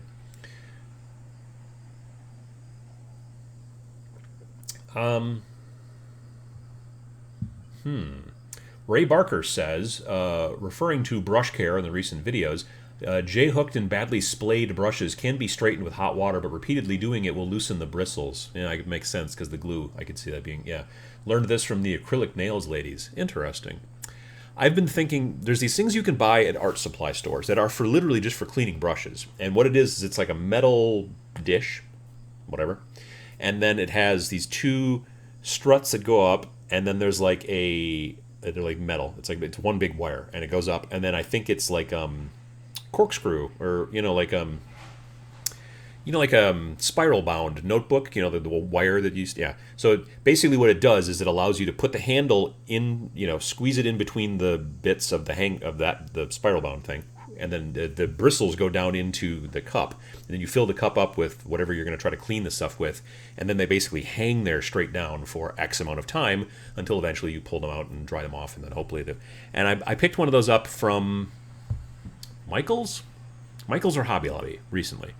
I should put those in my Amazon store thingy. Anyway, but yeah, so it's something that I want to try to do to some of my old brushes to see just how effective it is. Like I've got a brush right now I've got a couple of brushes that are just beat to hell, and I want to see, like, can they come back even a little bit, or are they kind of, just because I've got one that's just so much, like, when you look at the brush, let's say here's the metal, and then here's the part sticking up, the bristles. Like, I can't bend it all the way down, even because there's so much paint caked right up against the metal in the ferrule. It just doesn't work. So I've been using that brush for bad tasks, but I want to see if there's a way to pull some of that back from the precipice if possible. Joe Mo says, I weathered the AT-ST and the airspeeder for Star Wars Legion, but only mildly. A bit of rust at the corners and some paint chipping effects with a sponge, etc. Yeah, I wouldn't go crazy on those either. Although, I don't know, maybe the Rebels, they're poorly funded to some degree. They might run out of paint. So, that could happen. But yeah, definitely I'm looking forward to, the Rebels, yeah, because the AT-ST, that's Empire. Their stuff should be nice and clean, at least partially. But yeah, the Rebel stuff might not be as clean. Blood Bowl was my first GW game, and I still love that game, says Gaming Trolls. Yeah, Blood Bowl's a lot of fun. Blitz Bowl is also a lot of fun, too. John Ashley Smith says, I always weathered the base color onto the lower portions of my models. I like to put them in their environment. Oh, yeah, absolutely. I always do that. I always want them to... and it's mainly because I generally these days, if I'm basing, like, all my Star Wars stuff is going to be based desert, because all my terrain is going to be desert. I picked up a desert gaming mat from Table War that is 3 foot by 6 foot, which is like the official size for, like, Star Wars Legion is not 4 foot by 6 foot, it's 3 foot by 6 foot. It's just because...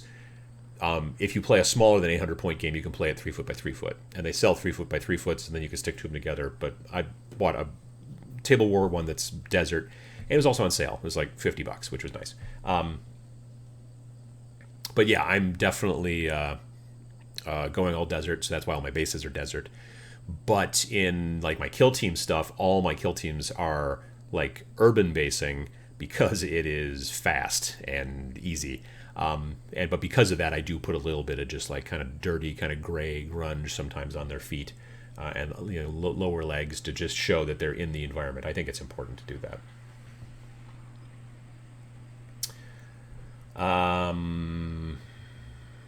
What else? Pokey Cactus says, did you notice that GW already cut Speed Freaks? No, I hadn't. That's a bummer. I mean, it was, I don't know. I mean, I guess it's still a decent box to get those models if you want them, like all in one place. I watched a bat rep of the game, and I was like, well, I mean, it didn't really look like it was going to be something I was going to get into, but it, looks sort of cool.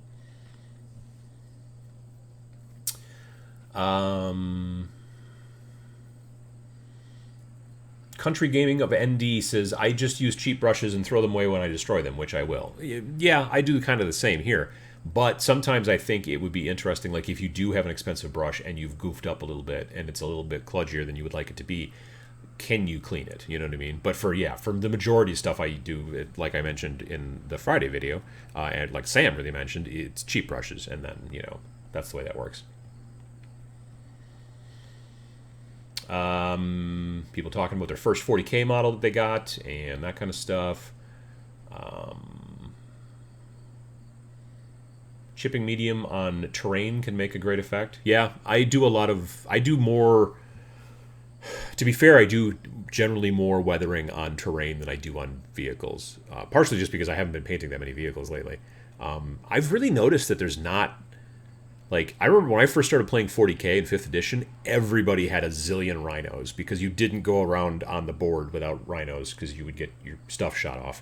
And nowadays, I can't remember the last time I saw somebody actually driving a rhino around on the board. Sometimes you see some of the Razorbacks. I do really enjoy the crazy hover tank thing for the Primaris. That's really cool, just because it's a cool model and it's also just completely, absolutely choked with guns.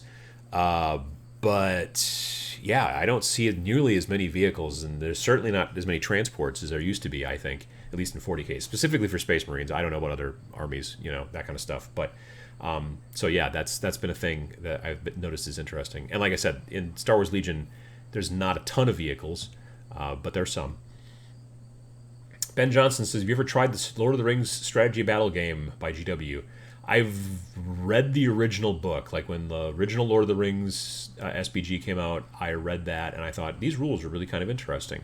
But at the time, I just wasn't interested in that particular style of game.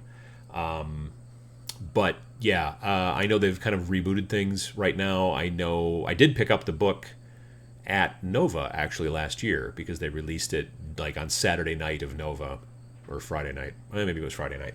And I didn't wait in line on Friday night, but I was like, well, I'll either pick it up later, when I get home, or maybe if they still have them tomorrow. And as it turned out, they still had them the next day, so I just like didn't stand in line. And it was like, hey, cool. But and I've bought actually even some of the models. Somewhere I have a box of Uruk-hai that I was going to use for something else, somewhere in the basement. And then I also bought and recently built, but have not yet painted, the 3, like I think they call it the Hunter's Box, where it's basically Aragorn, Gimli, and Legolas. I figure I'll end up using them in something else most likely. I don't know why, but I just don't see myself playing the game. Partially it's because there's only so much time in the world, so there's that. But yeah.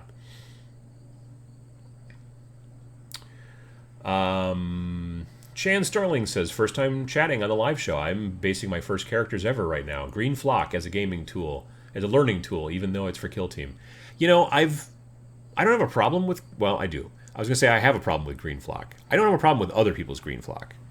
I have a problem with my own. I don't particularly like Green Flock, not as a visual thing. I just don't like it.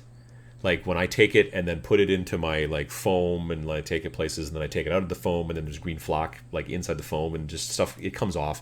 I never get to stick right. And it's just, so that's one of the reasons I'm not a big fan of green flock, is because it just gets everywhere, at least in my opinion. But when other people do it, it's not like I'm angry, like, hey, don't do that. It's not a personal preference thing for me because of that. The look of it is fine generally. But yeah, so, good luck with that. I've talked to a lot of people who are like, well, you need to spray stuff on the top of it afterwards, but I've found in the past that just makes it look weird. But it depends, I guess, on what you spray it with. So,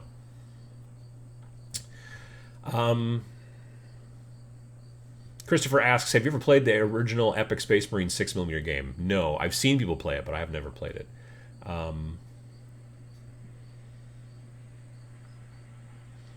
Let's see here. Ben Barrett asks, semi-related, have you seen the trailer for The Mandalorian, and do you plan to watch it? I did see the trailer. I don't know. I was just talking to my wife about it. I'm like, maybe we're going to need to get that Disney Plus, because it's not super expensive. I swear to God, I heard someplace it's like $5 a month. Like, if it was going to be like another $15 a month, like, or whatever the heck Netflix is, I was going to be like, no, I'm not doing that. Especially since we don't have kids. Like, if you had kids and be like, hey, go watch Disney Channel, great, awesome. Or, whatever. But you'd have things for them to watch on Disney Plus, all kinds of stuff, I assume. But at $5, if that's what it is, and that's true, I could see doing it for the first month to watch probably the first season of The Mandalorian and then be like, oh, okay, cool. I don't know if maybe there'll be other stuff on there that's cool too. I don't know. But I am kind of interested in seeing The Mandalorian. I'm not going to lie. Kelly says that Primaris won't fit in the Rhino, wrong seatbelts. I have a theory about that, because also regular tacticals can't go into the repulsor tank. This is the international symbol for the repulsor tank because it floats. It repulses off the ground.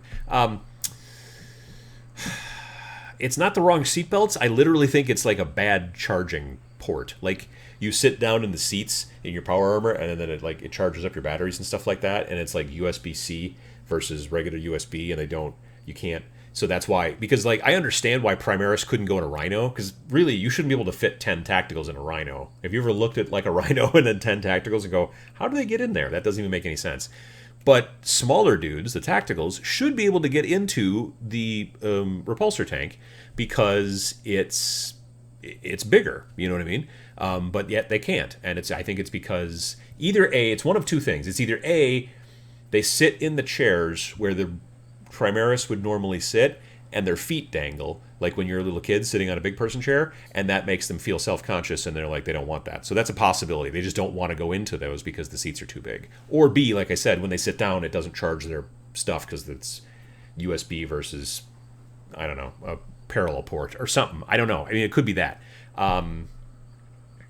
But otherwise, it doesn't make sense. If that's not the case, then I don't understand why the small guys can't go in the big guy's car. I get why the big guys can't really go in the small guy's car. Frankly, the small guy shouldn't be able to go in the small guy's car. It's too small. So yeah.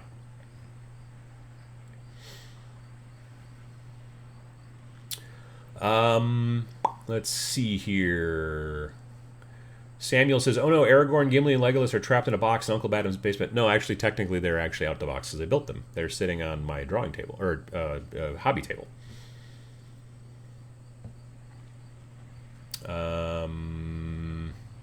Let's see. People are saying that Disney Plus is $13 with Hulu and ESPN. Well, I don't want either of those, so that's a bummer. $7 a month is the launch price. I expect that to go after a year. Well, I don't even know if I want $7 a month. We'll see. Hey, Uncle Adam, when is the next miniature hot mess going to really enjoyed the last one?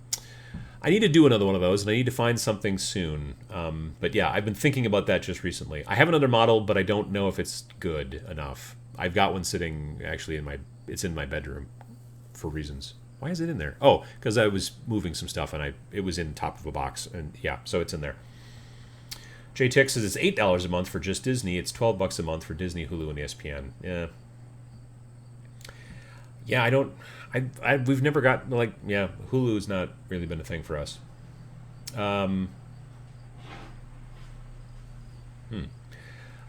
George says, thoughts about Crisis Protocol. So, Crisis Protocol, it's Marvel. Is it called just Marvel Crisis Protocol? Or Avengers? No, it must be called Marvel. Marvel Crisis Protocol is a game made by not Fantasy Flight, as I said when I was at Gen Con, and I posted it on Facebook, and a bunch of people got ticked off. Even though it was in the Fantasy Flight booth, and the guy who was telling me about it was wearing a Fantasy Flight Demo Team t-shirt, and they were using Star Wars Legion rulers. And it was also announced at the in-flight for Fantasy Flight, but it's not made by Fantasy Flight. The company that designed it is called Atomic something. I forget what they're called, and I apologize. It's just slipped my mind. It's Atomic something. And it's published by Asmodee, who owns Fantasy Flight. Okay, fine, whatever. That all being said, the models look great that I saw at Adepticon. They're bigger than normal. They're 40 millimeter scale. That, I think, is a little troubling because being 40 millimeter, that means all your terrain has to be a little bigger. Now, I've been told since one of the big benefits. Oh, hey, look who's home. A little bit. Okay, we're good. There we go. There you go. So anyway, the terrain size that I've been told is that it is in trains, like in model trains, it's, I think, O scale or something like that. So the upside is that there's probably plenty of buildings if you go to your local train shop. You can buy buildings to go and build your terrain out that your superheroes are going to fight over. And since it doesn't need to be sci-fi terrain or fantasy terrain, you want stuff that looks modern or today, so you could go buy that type of terrain, and that's cool. But the thing that I find it's going to be difficult with the game for a lot of people is that, number one, I think a lot of people who are interested in the superhero stuff are coming from HeroClix, and they're not going to want to paint. Problem number one. Problem number two, the scale issues a little bit, and you need a good amount of terrain. Games like Star Wars Legion, games like 40K, games like Age of Sigmar, stuff like that, you play on a bigger open battlefield. You have some terrain here and there for blocking line of sight, but it looks to me like this style of game needs more terrain, almost like Infinity and games like that. And so, yeah, that scale issue could be problematic as well. I don't see myself getting into it. It's just kind of, we'll see how it goes. Atomic Mass games. I knew it was Atomic something. I apologize for getting that wrong. But yeah, so we'll see though. It's supposed to be coming out later this year, I guess. So it'll be interesting to see. Let me see. Let me back up a touch. Let's see here. So, Knox Star Fox says, I want to watch Mandalorian and some of the Marvel too. Looking forward to She-Hulk and Moon Knight. Yeah, we'll see how that goes out. I missed the post about Classic Epic. Love that model range. Game had kind of disappeared by the time I became aware of it. Yeah, there's sometimes, I don't know. I don't know if they'll bring it back. I mean, the Depis Titanicus is sort of moving in that direction a little bit, but we'll see. I don't know. Uncle Adam just started painting. How do you deal with the stray bristle and keeping a point? I tried twisting, but clearly I'm not doing it right. Sometimes if a brush just doesn't want to keep a point anymore, you got to get a different brush. If you watch Friday's video, Sam and I had a conversation talking about cheap brushes, and that's, you have to... If a bristle just decides to go wild on you, it's very difficult sometimes to make it not do that. Most brush manufacturers, it seems like they do something to the brush so that it keeps a nice point in the package, and that's great. And then you get home and use, like, I've got a brush recently that was an expensive brush, kind of, that I got out of. I took the little tube off the top and I started painting it, and literally first time I started painting, it just started going like that, and it was weird. So that's a tough one. Honestly, it's rare to be able to, like, if you. One of the reasons that Sam puts his brush in his mouth like that, and that people talk about it in the comments sometimes, is because he's basically trying to pull it to a point. But I don't suggest that you do that necessarily. It's not for everyone. Let me see here. Anybody taken by Riot Quest? Is there a 2-player starter? I saw a little bit of Riot Quest at Gen Con, but I didn't learn much about it, frankly. I didn't have time to stop and, like, there was a full demo going on, so that was at least something. It wasn't like the guy was just standing there. Riot Quest is put out by, or will be put out by Privateer Press, the folks who do War Machine and Hordes, and it's going to be kind of frequent. I think it's kind of a gateway game a little bit. It's played on a hex map. It's like a battle that's going on in an arena, but it's using models that are kind of like War Machine models, but almost kind of futuristic-y. It's interesting. I don't know a ton about it, but it does look like it's a kind of a self-contained sort of, more of a gateway sort of battle game.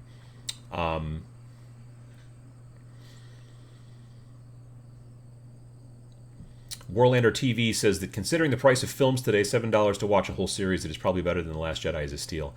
Yeah, I don't know. That's true unless I forget to, like, cancel, and then it becomes $14, and then it becomes $21, and that kind of stuff. So I don't know. Here's the deal. Honestly, if they made a Mandalorian movie, I would be much more interested. Much more interested. I don't like television series, mostly, because they just take too long. I would rather watch a movie that's 2 to 3 hours than watch 10 episodes at an hour apiece. In most situations. And it's partially because even in a 10 episode season, there's always a couple episodes you're like, well, these were filler. These weren't useful. And so that becomes like, well, then why'd I have to bother to watch it, and waste my time? That being said, my wife and I did just get finished watching Mindhunter Season 2 on Netflix, which is not sci-fi at all and everything like that. It's actually based off of real events. About the beginning of the FBI's behavioral unit on, like, trying to profile serial killers and all that kind of junk back in the late 70s, early 80s. And their most recent season was 8 episodes. And that was awesome because I didn't feel as if any of them were filler. I didn't feel like, well, we could have done without this one. It's like, well, most of the episodes were good, but that one where it was just a musical, that was not very good.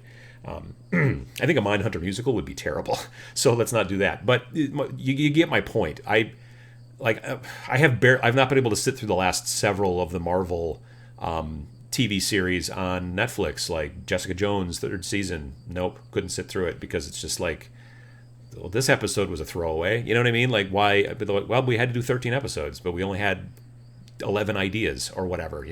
So that's why, personally, for me, I would much rather watch a Mandalorian movie than a TV series. But that's because I can't paint and watch at the same time. If I could paint and watch at the same time, then maybe I would be more interested in TV series, but that's just me. I'm weird that way. Just let everyone know I picked up the Star Wars Legion Rebel Veterans and the Tauntauns. Both kits have really good detail. Will be a lot of fun to paint in winter theme. Yeah, like I said, the new stuff and the old stuff's not terrible. When I first saw the starter box, I was kind of like, I don't know. I liked the Rebels fine, but these dudes here, all these stormtroopery dudes at the time when I first saw them, I was kind of like, I don't know, they're just not that good, and they're not bad. But like I mentioned to someone yesterday, someplace, I think that quantity has its own quality in some situations. The fact that you can crank through them quick and they're cheap. Having a whole bunch of them on the table looks way cooler than each one individually.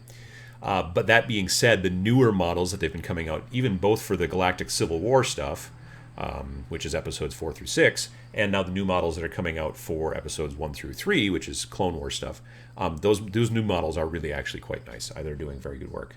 The droids themselves are now actually on like hard plastic, and they come on sprues. And I think that's predominantly because they are so skinny.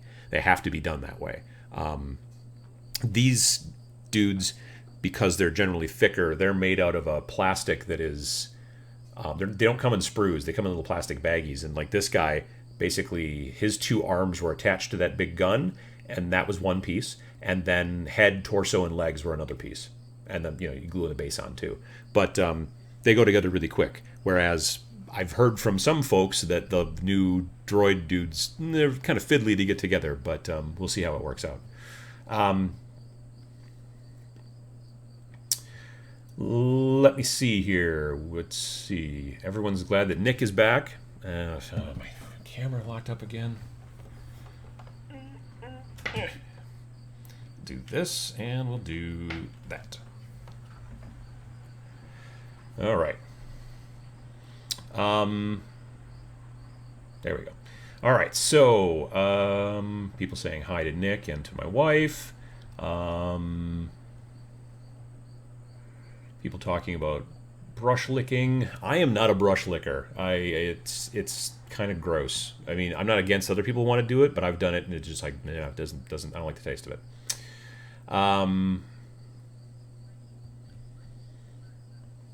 Let's see here. People talking about how Mandalorian looks awesome, which it does look good, I hear they're making terrain themselves since a lot of the terrain was supposed to be destructible. I've heard that too for the Marvel thing. I know that the starter box comes with 2 pieces of terrain. It comes with like a little tiny convenience store, excuse me, and a dumpster, I think. So that's cool. But yeah, I think they're gonna. The downside is that you're gonna either have to go out and pick up some railroad stuff in O scale to kind of wait, because otherwise they're going to have to release a whole bunch of terrain right away, to start with. Otherwise, you're not going to have enough to play with. So that's kind of a thing too.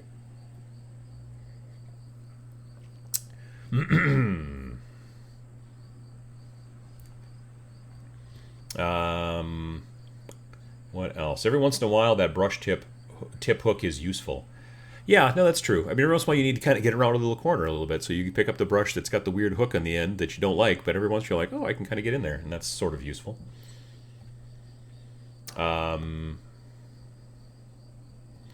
Emily says, I don't mind having a bunch of IP games, IP being intellectual property, like franchisee, whatever. They help get my friends into play because they like X fandom, and then I can get them into the cult. Yeah, I mean, that totally makes sense. I mean, like all these Star Wars dudes, I am sure that there are plenty of people out there who are playing Star Wars Legion because they are Star Wars fans first. Now, they're probably not playing them painted, or they're slowly painting them because they're just getting into that. But it gets more folks into the hobby, which I think is good. The Marvel thing seems kind of like a slam dunk as well. I'm maybe a bit concerned about how they're doing it. Again, the scale thing is a little weird to me. I think that you are playing with fire when you decide, I'm not going to use 28/32 millimeter, or I'm not going to use 15, or you know what I mean? When you decide to go on your own, like GW tried to make 54 millimeter as a thing back in the day with Inquisitor, and it didn't take, you know what I mean? There have been plenty of companies out there that have been like, well, let's just decide to make it our own scale, and then people are like, it ain't going to work. So, that's a little. It's 40 to 32 is not a huge difference, but it's slightly noticeable. So that's something. But yeah, we'll see how it works out.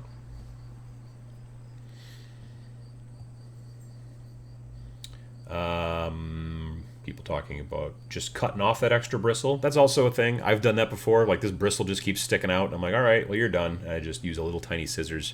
I've got like a little tiny scissors on my tiny little Swiss Army knife. I've got one of these little tiny little Swiss Army knives, and it has a tiny little scissors. And just take that little, just get rid of it, and that works out pretty well. Kelly says, I brush lick. I cannot help it. There's nothing wrong with it. It's, different strokes for different folks, as Mr. Sam said in that video. Let me see. Riot Quest is a single-player starter, according to Llama Juice. Oh, that's... Huh. I wonder why that would be. Seems like a game that you would have a multiplayer starter. That's interesting. Well, Privateer. Sometimes I'm a bit confused by the things that they do.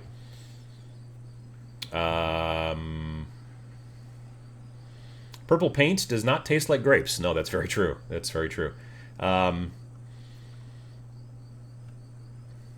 Legionnaire says that no two-player starter for Riot Quest, but the individual models are supposed to be cheaper. Well, we'll see how that goes. Adeptus Titanicus almost had me if they didn't go into the Horus Heresy direction. I would have loved to play with and against giant Xeno races. Maybe they'll expand in the future. Huh, yeah. Well, I don't know that a lot of other forces... I mean, other than Eldar, who else has Titans? I mean, you got Chaos. You got... well, do you even have Chaos Titans? Yeah, you must have Chaos Titans. Yeah, I'm sure you do. I mean, they're just corrupted, regular Titans. But, and I know, like I said, I know Eldar make Titans, or something Titan-ish. But, like, I don't think that anybody else does. There's no Necron Titans. There's no, I don't think there's any Tau Titans. So, yeah, I could see that being, like, sort of interesting, except for the fact that I don't know that anybody else builds stuff that big, other than the Eldar and us, and then by extension, us. Like, I'm part of the Imperium. The good guys, whatever, the Imperium, and then by extension, Chaos. So, yeah.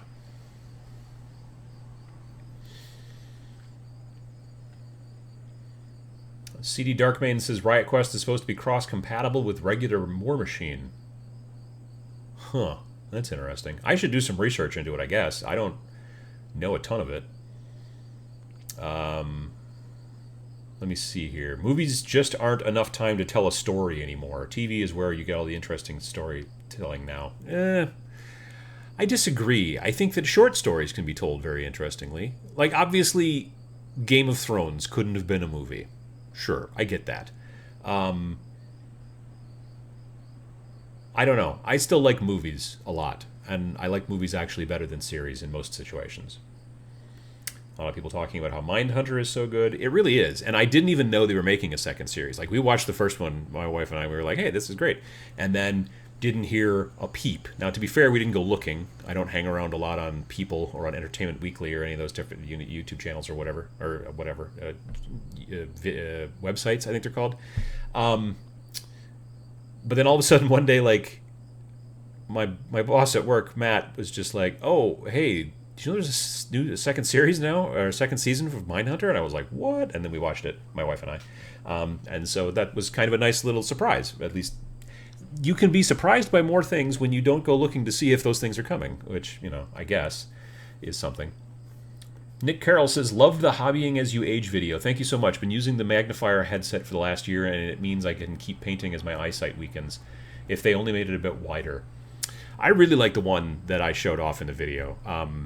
I've got the old style one that I've had for years that I never used much because I didn't like it, which was like a big headband and then like a black thing, and it was like this, and it like cut in a lot, and then there was just these two little magnifiers like right in the front there, and it did give you a bit of stereo vision, but it also was very blindersy, and that was kind of weird, and it was sort of heavy and whatnot, and plus it was a pain in the butt to get off, because if you want to take it off for some reason and then do something and put it back on, you had to like unvelcro it from the back of your head and then whatever. And this other thing is nice because I can just put it on like a pair of glasses, and it works out nicely that way. presses against the nose, so it's not constantly sliding down. Well, I mean, it still slides down on me a little bit. That's what glasses do. But yeah. So yeah, it's I like those, and some people like, we were talking about this yesterday in the Patreon live chat, the irregulars chat. Some people like the magnifiers, where it's like a round light with a hole in the middle, and there's a magnifying lens in there, and it's on like an arm, and you attach it to your desk, and then you position it where you want to, and you paint like through it. I don't like those for some reason. Like, it messes with my stereo vision a little bit, or if I move my head a little bit, it like throws things off, right? So yeah, I like the stuff. I like the magnifier being attached to my head as opposed to being attached to the table. But that's just personal preference.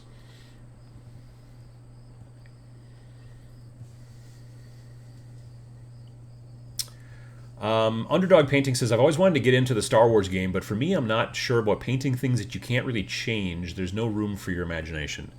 Oh, I don't know about that. I mean, you might get somebody who says to you, like, it's way worse in historical gaming when someone's like, the Belgians didn't have helmets that color. If you're playing a World War II game, there's something to be said for, yeah, you probably wanted to look kind of like World War II because it actually happened. But if someone says to you, stormtroopers never painted their left shoulder pad a color to make it so you could figure out what squad they were in.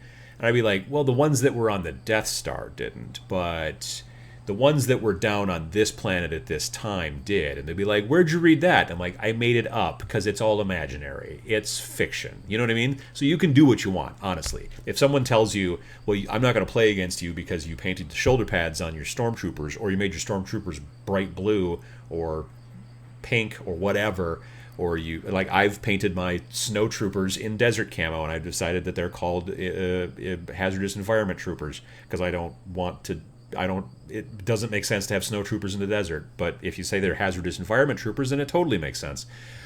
Someone might say to you, well, that's not the way it works, and then I will say, well, it's the way I'm doing it. And then if they don't want to play against you, good riddance, I guess. I mean, it just so don't worry about, like, oh, I got to only paint it the way it was. You don't, really. You don't. There's certainly, like, everything that happened in the Star Wars universe is not just the stuff that we saw in the movies. At some point, the Rebels were not on Endor's moon. They were on some other desert planet, and so they had to swap out their gear, and it was more desert color as opposed to, like, green camo or whatever. And so, boom, there you go. You just didn't see that in the movie because it was boring or whatever. You know what I mean? It's just the way it works. So I don't have a problem with that.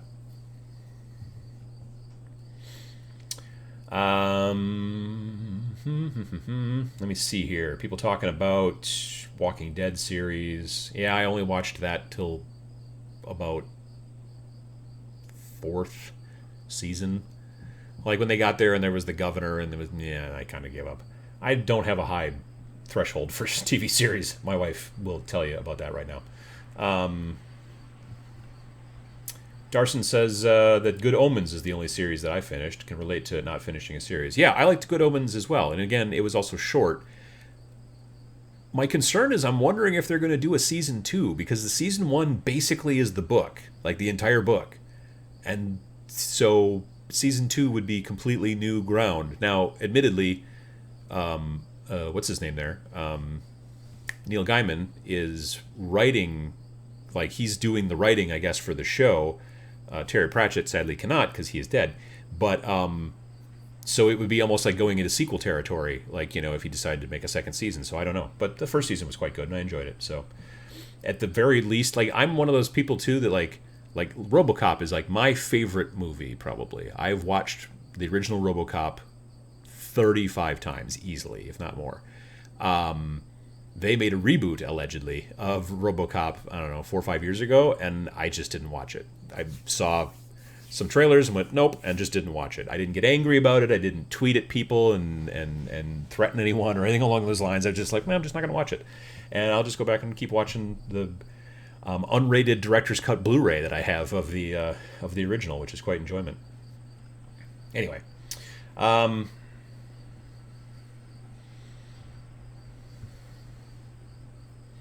Gaddis Gaming says that you can change clone troopers. Yeah, like, the clone troopers, like, even in the movies, they were painting their armor and doing crazy stuff, so that's totally fine.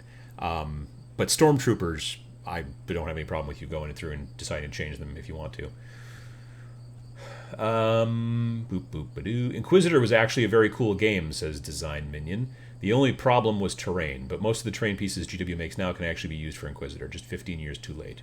I don't know, because the Inquisitor was 54 millimeter. Like, it would be weird to put, like, GW buildings next to a guy who's twice as tall as a normal thing. I don't know, would that work? Maybe. I mean, if you looked at it from the fact that GW terrain, like the buildings and stuff like that, do have a lot of high ceilings. Yeah, but the doors would not, like, a 54 millimeter person trying to get through a door in GW terrain these days would have to bend over to get, you know? And so, I don't know if that would work out. Yeah. Joshua Daniel Flores says, man, missed most of the show. Got deadlines tomorrow, but hey, good evening all. Hello, Joshua. Well, you can go back and watch it later or listen to it or whatever. Sometimes the camera locks up, and then you're basically just listening to a podcast while I try to fix it. Julian Wolf says, I am told that Contrast Ultramarines Blue tastes like vanilla. I would say that it tastes like sadness. That is literally the worst color of the contrast paints that I've come across so far. The Ultramarines Blue is not a good paint. I don't like it. Hot take here from Uncle Adam, but I tried using it. The whole concept of the contrast paints is that they're supposed to get down into they're supposed to stain everything a color, and then they're supposed to collect down in the recesses and get darker, and then pull away from the raised parts and get a little bit lighter, so it looks as if you've thrown in like a shadow, or like a shade wash, and also a little bit of highlighting, all in one thick coat. That's the whole concept. And many of them work great. Not that one. Oh my goodness. Ultramarine Blue, I used it on a Space Marine. I mean, admittedly, using contrast paints on Space Marines is pretty hit or miss anyway, because they've got a lot, like, you want more organic stuff. That stuff works really well with contrast paints, but like flat, kind of not, you know, that not so good. But man, that Ultramarines Blue just is blue. Doesn't seem to pull away from the highlights, doesn't get darker in the recesses, is just blue.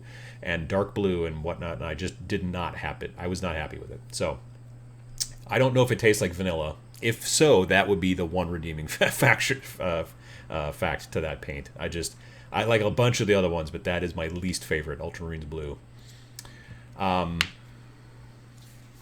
Full Spectrum says, I am that Star Wars fan. Got into Legion when it was released and blew up a whole new hobby for me. It tied in really well with 3D printing I was already doing. Oh, absolutely, yeah. I mean, the terrain stuff, like for 3D printing, is for Star Wars is amazing. There's so much. Like I mentioned earlier, from Corvus Games terrain, from Imperial terrain, others probably. Those are the only two I've worked with on my Star Wars 3D terrain. But yeah, very cool. The Animaster says, did you order your Still Team starter kit yet? No, I did not. I won't. I've already got a starter kit from the previous one, and I have the terrain that's in there. I have a bunch of it already, so I don't need any more. I don't need either of those two armies that are being released with it. I already have the book.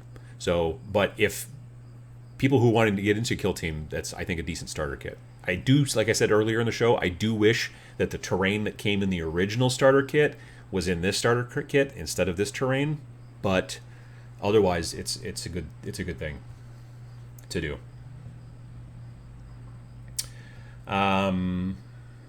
What else here? Oh, again, the magic of the chat window just kind of wiggled, and there we go. John Ashley Smith says, Starship Troopers, terrible movie, wicked battle scenes. Oh, now you take that back. That's a great movie. I love Starship Troopers. I've got that one on Blu-ray as well. It's misunderstood by many people. I'm just going to we got about a minute left in the show. I'm just going to say that Starship Troopers is misunderstood. Every sequel they made to it, hot garbage. Starship Troopers, the original one, misunderstood genius is what I say. Let me see. What else? Has anyone proposed that contrast paints spoil the fun of painting? Even washes, as much as I love them, feel like cheating sometimes. Absolutely not. No. Anything that makes it so that you can paint stuff that you enjoy to put on the table faster. That's like saying that brushes ruin it because you should be painting with sticks. Or it's like saying that airbrush is ruining it because you should only ever use rattle cans. Any tool that you like using, you should be able to use. I've seen people use Sharpies or like paint markers and stuff like that to do the rims on the shoulder pads for Space Marines. And if that's what you want to do and it works out and you like it, awesome. I I don't have a problem. I think that more paint technology.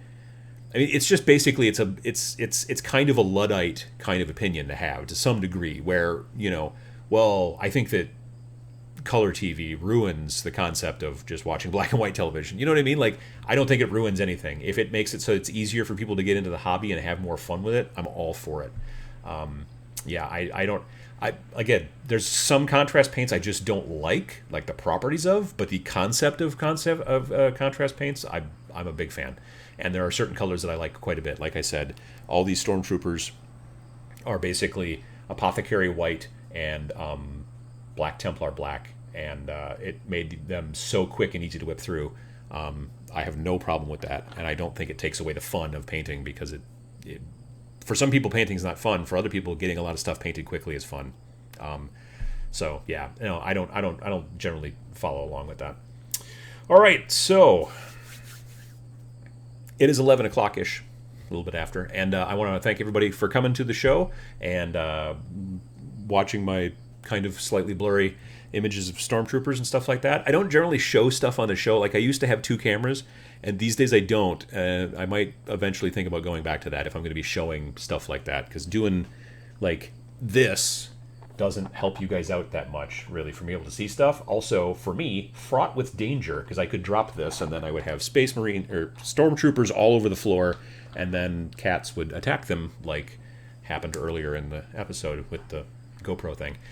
So anyway, thanks for coming, and I hope that you guys get some painting done and have some good times. If any of you are going to be at the Nova Open in Washington, D.C. this upcoming weekend, I'll be there. And then I'll be coming back like Sunday night. Yep. And then there'll be Labor Day, and then not this Sunday, but next Sunday will be the next Every Other Sunday show. There will be no schedule change due to travel, because my travel happens to happen right between the 2 shows, so that's going to be good. Anyway, I want to say again, thanks for everyone, and we will see you folks later on.